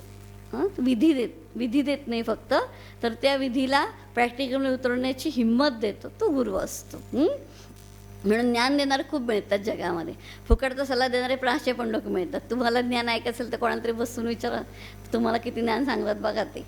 पाजळतात लोक आजकाल तर ज्ञान, दुनियावी ज्ञान पण लोकांमध्ये खूप आहे. आणि असंही विचार, ज्ञानाचं वर्णन करायला काही कोणी कमी नाही आहे. म्हणतात एक पॉईंट द्या बघा किती वेळ तुम्हाला ज्ञान ऐकवतील, पण ऐकवणारं ज्ञान नाही पाहिजे. बाबांना काय पाहिजे? स्वरूपातलं ज्ञान पाहिजे, धारण केलेलं ज्ञान पाहिजे, आहे की नाही. दापोरेगापासून ऐकायचं आणि ऐकवण्याचंच काम केलं आहे, ते बाबांना अपेक्षित नाही आहे. ज्ञानस्वरूप म्हणणं अपेक्षित आहे. त्यामुळे खूप चांगलं चांगलं भाषण करणारे कीर्तनवाले पण किती चांगलं कीर्तन सांगतात. बघा बोलणाऱ्यांची कमी नाही दुनियेमध्ये आजकाल. एक बोलणारे लोक आहेत जगामध्ये. वाणीची शक्ती इतकी भारी झाली आहे ना, काय विचारूच नका. लाख उदाहरण देतील तुम्हाला, लाख दोहे सांगतील, कितीतरी गोष्टी इतक्या भारी बोलतात ना ते, की तुम्हाला विचार पडलं की इतकं कसं चांगलं बोलू शकतात किंवा कुठून शोधून आणतात ते. पण ते कला अवगत झालेली आहे आजकाल, कारण ते पण एक साधन आहे उपजीविकेचं लोकांचं. चांगलं बाबा नाही म्हणतात 4 संस्कृतचे श्लोक पाठ केले, एखादा गीतेचा श्लोक पाठ केला चांगला, आणि मग तो ऐकवला की लोक थोडे इम्प्रेस होतात ना, की बाबा हा किती चांगलं बोलती ही व्यक्ती. पण ते असं तिंदनात नाही त्यामुळे ते दिमागपर्यंतच राहतं, ते काय जीवनात येत नाही. आणि बाबा आपल्याकडे काय अपेक्षा करतात, तुम्ही आधी करा मग तुमचा तीर लागेल, तुम्ही धारण करा मग ते समोरच्याकडे जाईल. आणि बाबांना ते अपेक्षित आहे आपल्याकडनं, स्वरूप बनणं अपेक्षित आहे. तुम्ही किती मोठे मोठे शब्द वापरता, तुम्ही किती अलंकारित बोलता, तुम्ही किती म्हणजे वेगवेगळ्या शास्त्रांचा आधार घेता किंवा उदाहरणांचा आधार घेता, इट डझंट मॅटर. ते काही महत्त्वाचं नसतं. लक्ष काय महत्त्वाचं आहे की त्याचा आपल्या जीवनामध्ये काय परिणाम होतो, की त्याच्या आधारे माझ्या जीवनामध्ये काय फरक झाला आहे, हे फार महत्त्वाचं आहे. हां, आणि म्हणून बाबा आपल्याकडनं ती अपेक्षा करतात. म्हणून आपल्या सगळ्यांना कायम आत्मचिंतन करायचं, परमात्मचिंतन करायचं, स्वतःला बघायचं. स्वतःला बघितलं तर आपली उन्नती आहे की नाही, नाहीतर मग आपली उन्नती कशी होणार. म्हणून स्वचिंतन, आत्मचिंतन सगळ्यात महत्त्वाची गोष्ट बाबा आपल्याला सांगतात. म्हणत आपण शिवबाबांना याद करूया आणि प्रॅक्टिकलमध्ये करूया. सगळ्यांनी आपापले काय फोन बिन सगळे थोडा वेळ शांत ठेवा, सायलेन्समध्ये ठेवा. काय हातामध्ये डायरी पेन असेल तर ठेवा, ज्यांना लिहिता येतं त्यांनी ठेवा. मी तुम्हाला थोडे थोडे कॉमेंट्रीजमध्ये आपण थोडंसं आत्मचिंतन रिफ्लेक्शन करणार आहोत. एक 5-5 मिनिटांनी एक थॉट्स मी तुम्हाला देणार आहे. तो तसाच्या तसा थॉट्स घेऊन जे काही तुम्हाला करायला सांगितलं जाईल ते तुम्ही करायचं, ठीक आहे. ज्यांच्याकडे वही पण आहे त्यांनी वही पेन घ्या, लिहा. ज्यांच्याकडे नाही त्यांनी बुद्धीत ठेवा. एक सायलेन्स म्युझिक हवे फक्त मला प्राजक्ता.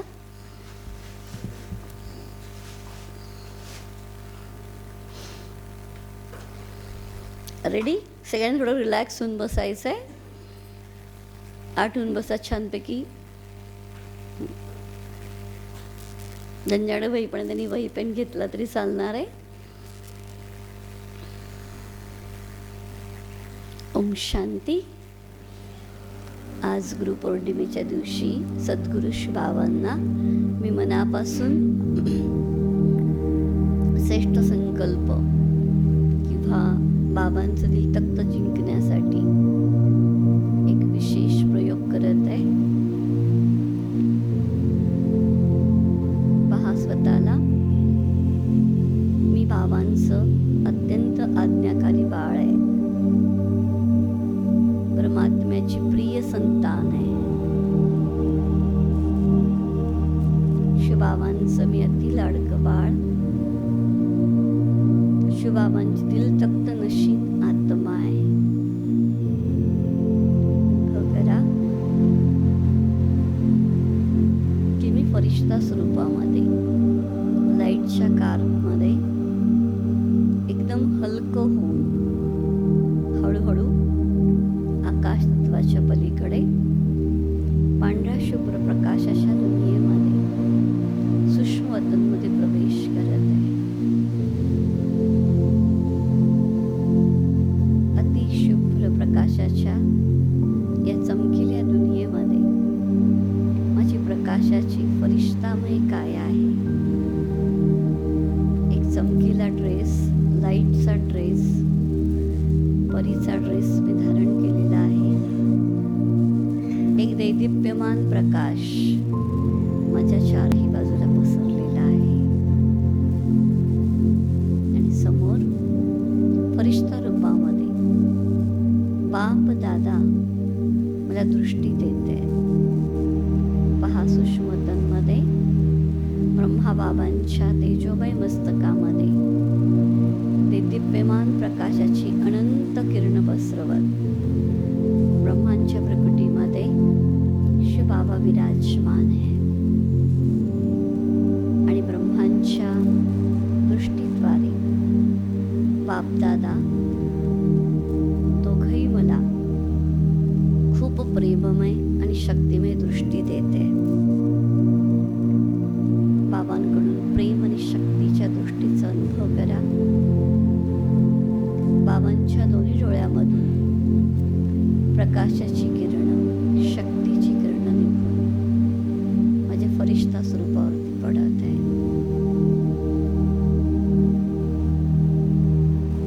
शक्ती आणि शांतीचा गहन अनुभव मी घेते. हळूहळू मी बाबांच्या अगदी जवळ जाते. आणि बाबांनी माझ्या डोक्यावरती स्वतःचं वरदानी हात ठेवलेला आहे. अनुभव करा, बाबांचा वरदानी हात माझ्या मस्तकावरती आहे आणि बाबा मला वरदान देते. तुम्ही स्वतःचं वरदान लिहू शकता किंवा बाबांकडनं घेतलेलं वरदान सामावू शकता. स्वतःसाठी इंडिव्हिज्युअल वरदान घ्या. पहा की बाबांचा वरदानी रूपी हात माझ्या मस्तकावरती आहे आणि बाबा माझ्यावरती वरदानांचा वर्षाव करत आहे. बाबा मला अनेक वरदानांनी संपन्न बनवत आहे. अनुभवायचा प्रयत्न करा कोणते कोणते वरदान तुम्हाला मिळत आहे. तुम्ही स्वतःसाठी स्वतःचं वरदान बाबांकडनं प्राप्त करा. कारण प्रत्येक आत्मा विशेष आहे. बाबांसाठी अमूल्य रत्न आहे. बाबांचं लाडकं बाळ आहे आणि प्रत्येकासाठी बाबांकडे वेगळं वेगळं वरदान आहे. प्रत्येकाने बाबांसमोर बाबांकडून आपलं स्वतःचं वरदान प्राप्त करा.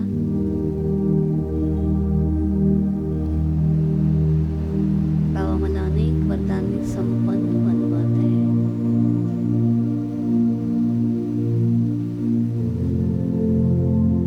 बच्चे विश्व कल्याणकारी भव, रहमदिल भव, सर्व प्राप्ती स्वरूप भव, मास्टर सर्वशक्तिमान भव, सपूत बच्चा भव, पूज्य आत्मा भव, संतुष्ट मनी भव, मुक्ति जन मुक्ति के अधिकारी भव, बाप समान निरअहंकारी भव, अशरीरी भव,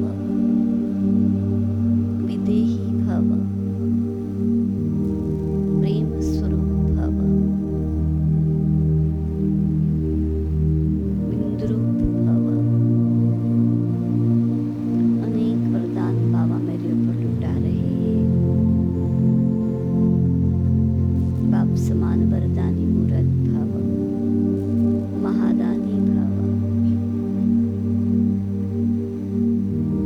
मास्टर सद्गुरु भव, मास्टर मुक्तिजन मुक्तिदाता भव. कई सारे वरदान बाबा अपने बच्चों पर लुटा रहे हैं और मैं बहुत खुश हूँ कि मेरा अपना वरदान जो हमेशा मुझसे मिलता है, मैं आत्मा समझती हूँ कि मेरे अंदर वो विशेषता भी है जो परमात्मा के द्वारा मिला हुआ मेरा विशेष वरदान है. विशेष गुण, विशेष शक्ति मेरे अंदर निहित है.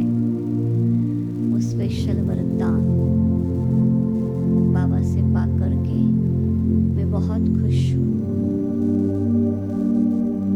बहुत आनंद का अनुभव कर रही हूँ. बाबा से वो वरदान मेरे रोम रोम में समा रहा है. मैं उस वरदान को अपने अंदर अनुभव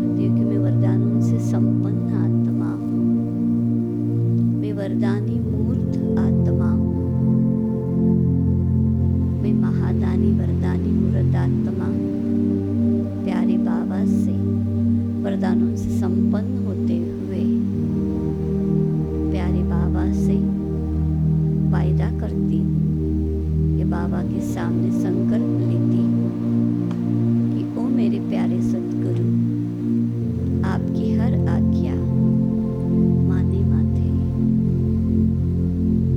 आपकी हर आज्ञा का पालन करने का सदैव पुरुषार्थ करेंगे।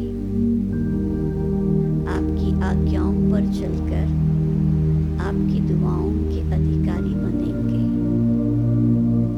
आपके प्यार के पात्र बनेंगे, वर्षे के अधिकारी बनेंगे। प्यारे सद्गुरु बाबा, आज के दिन मैं आपको गुरु दक्षिणा देती हूँ। कोई भी आपने एक कमजोरी, एक अवगुण, एक पुरानी आदत जो खुद को भी तकलीफ देती है, दूसरों को भी तकलीफ देती है, आप खुद भी अनुभव करते हैं कि मेरे अंदर ये कमी है या ये अवगुण है या ये मेरा संस्कार या स्वभाव मेरे पुरुषार्थ के मार्ग में विघ्न बनता है, और दूसरे भी अनुभव करते हैं कि इस मेरी आदत के कारण मेरी उन्नति नहीं हो रही है। तो ऐसी आदत, ऐसा संस्कार,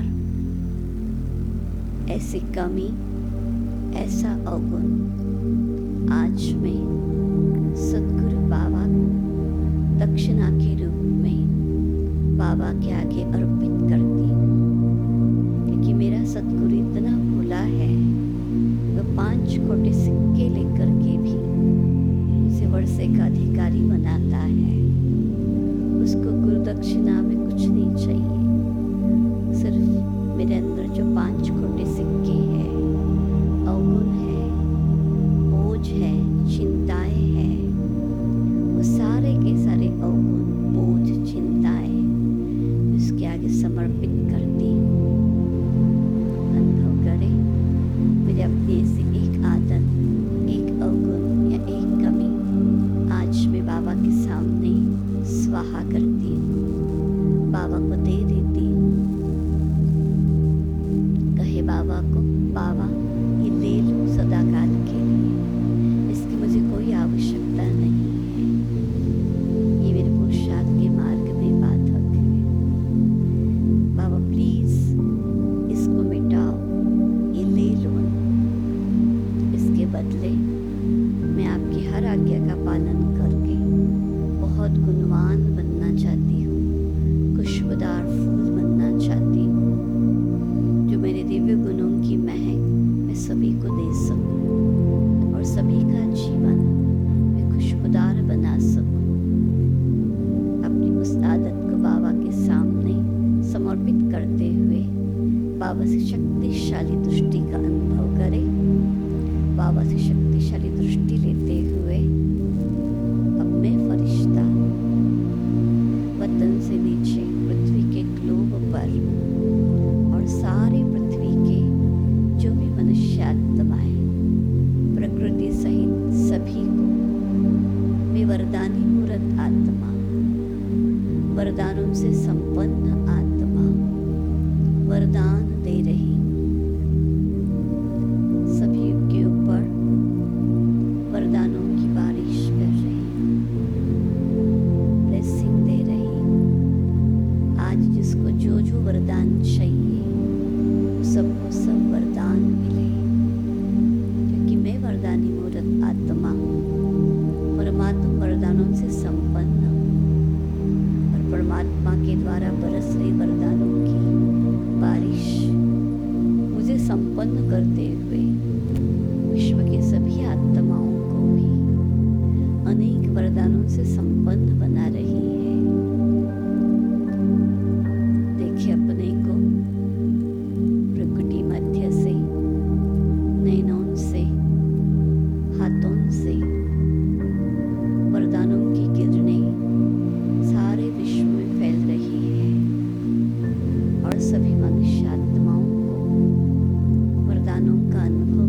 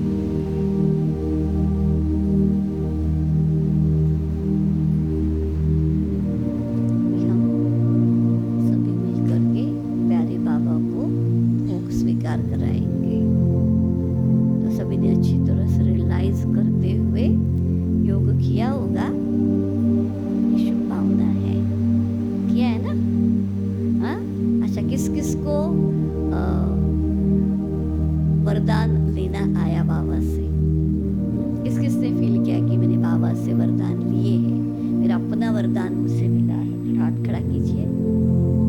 वेरी गुड। अच्छा, किस किस को ये रियलाइज हुआ कि सचमुच बाबा के सामने मेरा वो संस्कार, वो कमी या वो जो आदत है वो स्वाह हुई, ये मैंने दिया है, मुझे रियलाइज़ हुआ, मतलब अंदर से आया मुझे टचिंग कि ये मेरी कमी है। हाँ, फाइंड आउट हुआ। वो हाथ खड़ा करो। पूछेंगे नहीं पर फाइंड आउट तो हुआ ना कम से कम।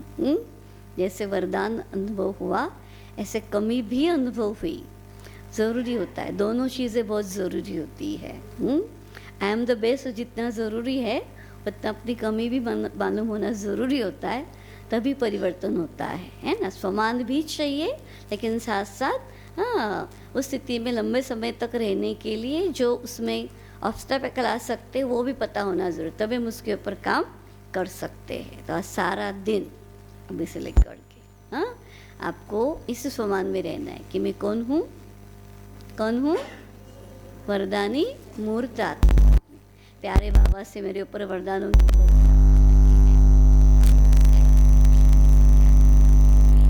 जो चाहिए, मन चाहे वरदान को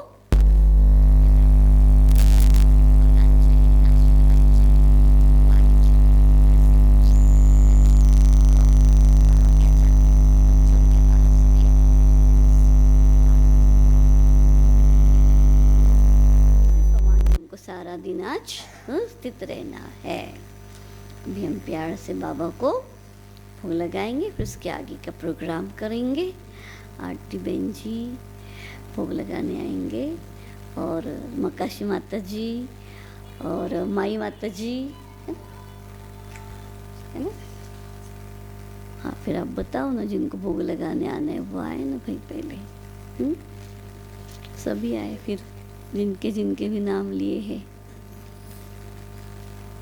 तो आज विशेष रूप से तो गौरी पूर्णिमा का भोग है ही है, साथ साथ कई आत्माओं की अपनी दिल की इच्छा होती है बाबा के घर में सभी ब्राह्मण आत्माओं की खुशी में या ब्राह्मण बच्चों के लिए कुछ करे, तो उनका भी संकल्प पूरा कर रहे, सबका मिल करके बाबा को प्यार से भोग हम स्वीकार कराएंगे। ठीक है, किसी को कुछ कहना है, अपना अनुभव सुनाना है, कुछ स्पेशल, जब तक भोग लगाने वाले नहीं आए भाई, दो चार सुनाना है किसको? अगर है तो 2-1 मिनट है, आ जाओ। किसको स्पेशल कुछ अनुभव सुनाना है आज के दिन का या अभी के योग का या फिर सदगुरु के रूप में कोई स्पेशल अनुभव हो, अगर ऐसा कुछ है तो सुनाओ, या फिर जैसे कुछ कविता सुनाए, कुछ सुनाया, कुछ है तो आओ। फिर तब तक 5 मिनट है। एनीबडी है कोई? अच्छा ठीक है, अपने अपने वरदान लिख करके रखो। हाँ, और अभी आपको इसके बाद जो वरदान मिलेगा ना उससे अपना वरदान चेक करना। आपको भी वरदान भी मिलेगा ना, वे बाबा को भोग में वरदान रखेंगे, फिर आपको स्कूल में भी वरदान मिलेगा बाबा के द्वारा। फिर आप अभी के अभी अपने आप को चेक करना, आपकी लाइन कितनी क्लियर है। हाँ, आपने जो वतन में बाबा से वरदान लिया और यहाँ आपको जो वरदान बाबा प्रैक्टिकल में देंगे, दोनों में क्या सिमिलरिटी है। हाँ, ये आप देख लेना तो आपको ज़्यादा खुशी मिलेंगी। कि आप अपने आप को क्या करेंगे, चेक करेंगे, क्रॉस चेक करेंगे ना कि सचमुच मेरी बुद्धि की लाइन इतनी क्लियर थी कि जो बाबा से वरदान मैंने लिया वही वरदान मुझे यहाँ भी प्रैक्टिकल में मिला या फील हुआ। ठीक है, तो ऐसे बाबा से अपना कनेक्शन अच्छा बना के रखना, ताकि फिर क्या होता है, हमको परमात्मा प्रेम की शक्ति की अनुभूति कंडीशन में होती रहती है और फिर हमको स्पेशल कुछ और करने की ज़रूरत नहीं होती है। हम ऑलवेज अपने आप को ब्लेस फील करते हैं। कोई एक विशेष पल ही चाहिए, विशेष दिन ही चाहिए, नहीं, 24 घंटे हमारे ऊपर परमात्मा की छत्र छाया है ही है और हम इसके वरदानों से पल ही रहे, इसलिए हमको दिन मनाने की ज़रूरत नहीं पड़ती है वैसे देखा जाए तो, क्योंकि रोज़ ही बाबा अमृत वाले वरदानों से हमारी झोली भरता है, रोज़ ही हम बाबा के वरदानों से संपन्न बनते हैं, है ना। इसलिए इन सब बातों को बुद्धि के अंदर रखना है। ठीक है, शांति। इधर तो कोई बैठा ही नहीं। एक ओम लगा साथ ओम।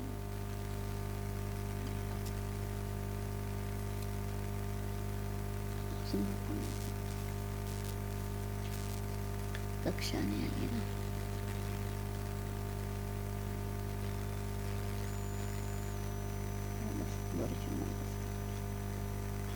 उत्तम, उत्तम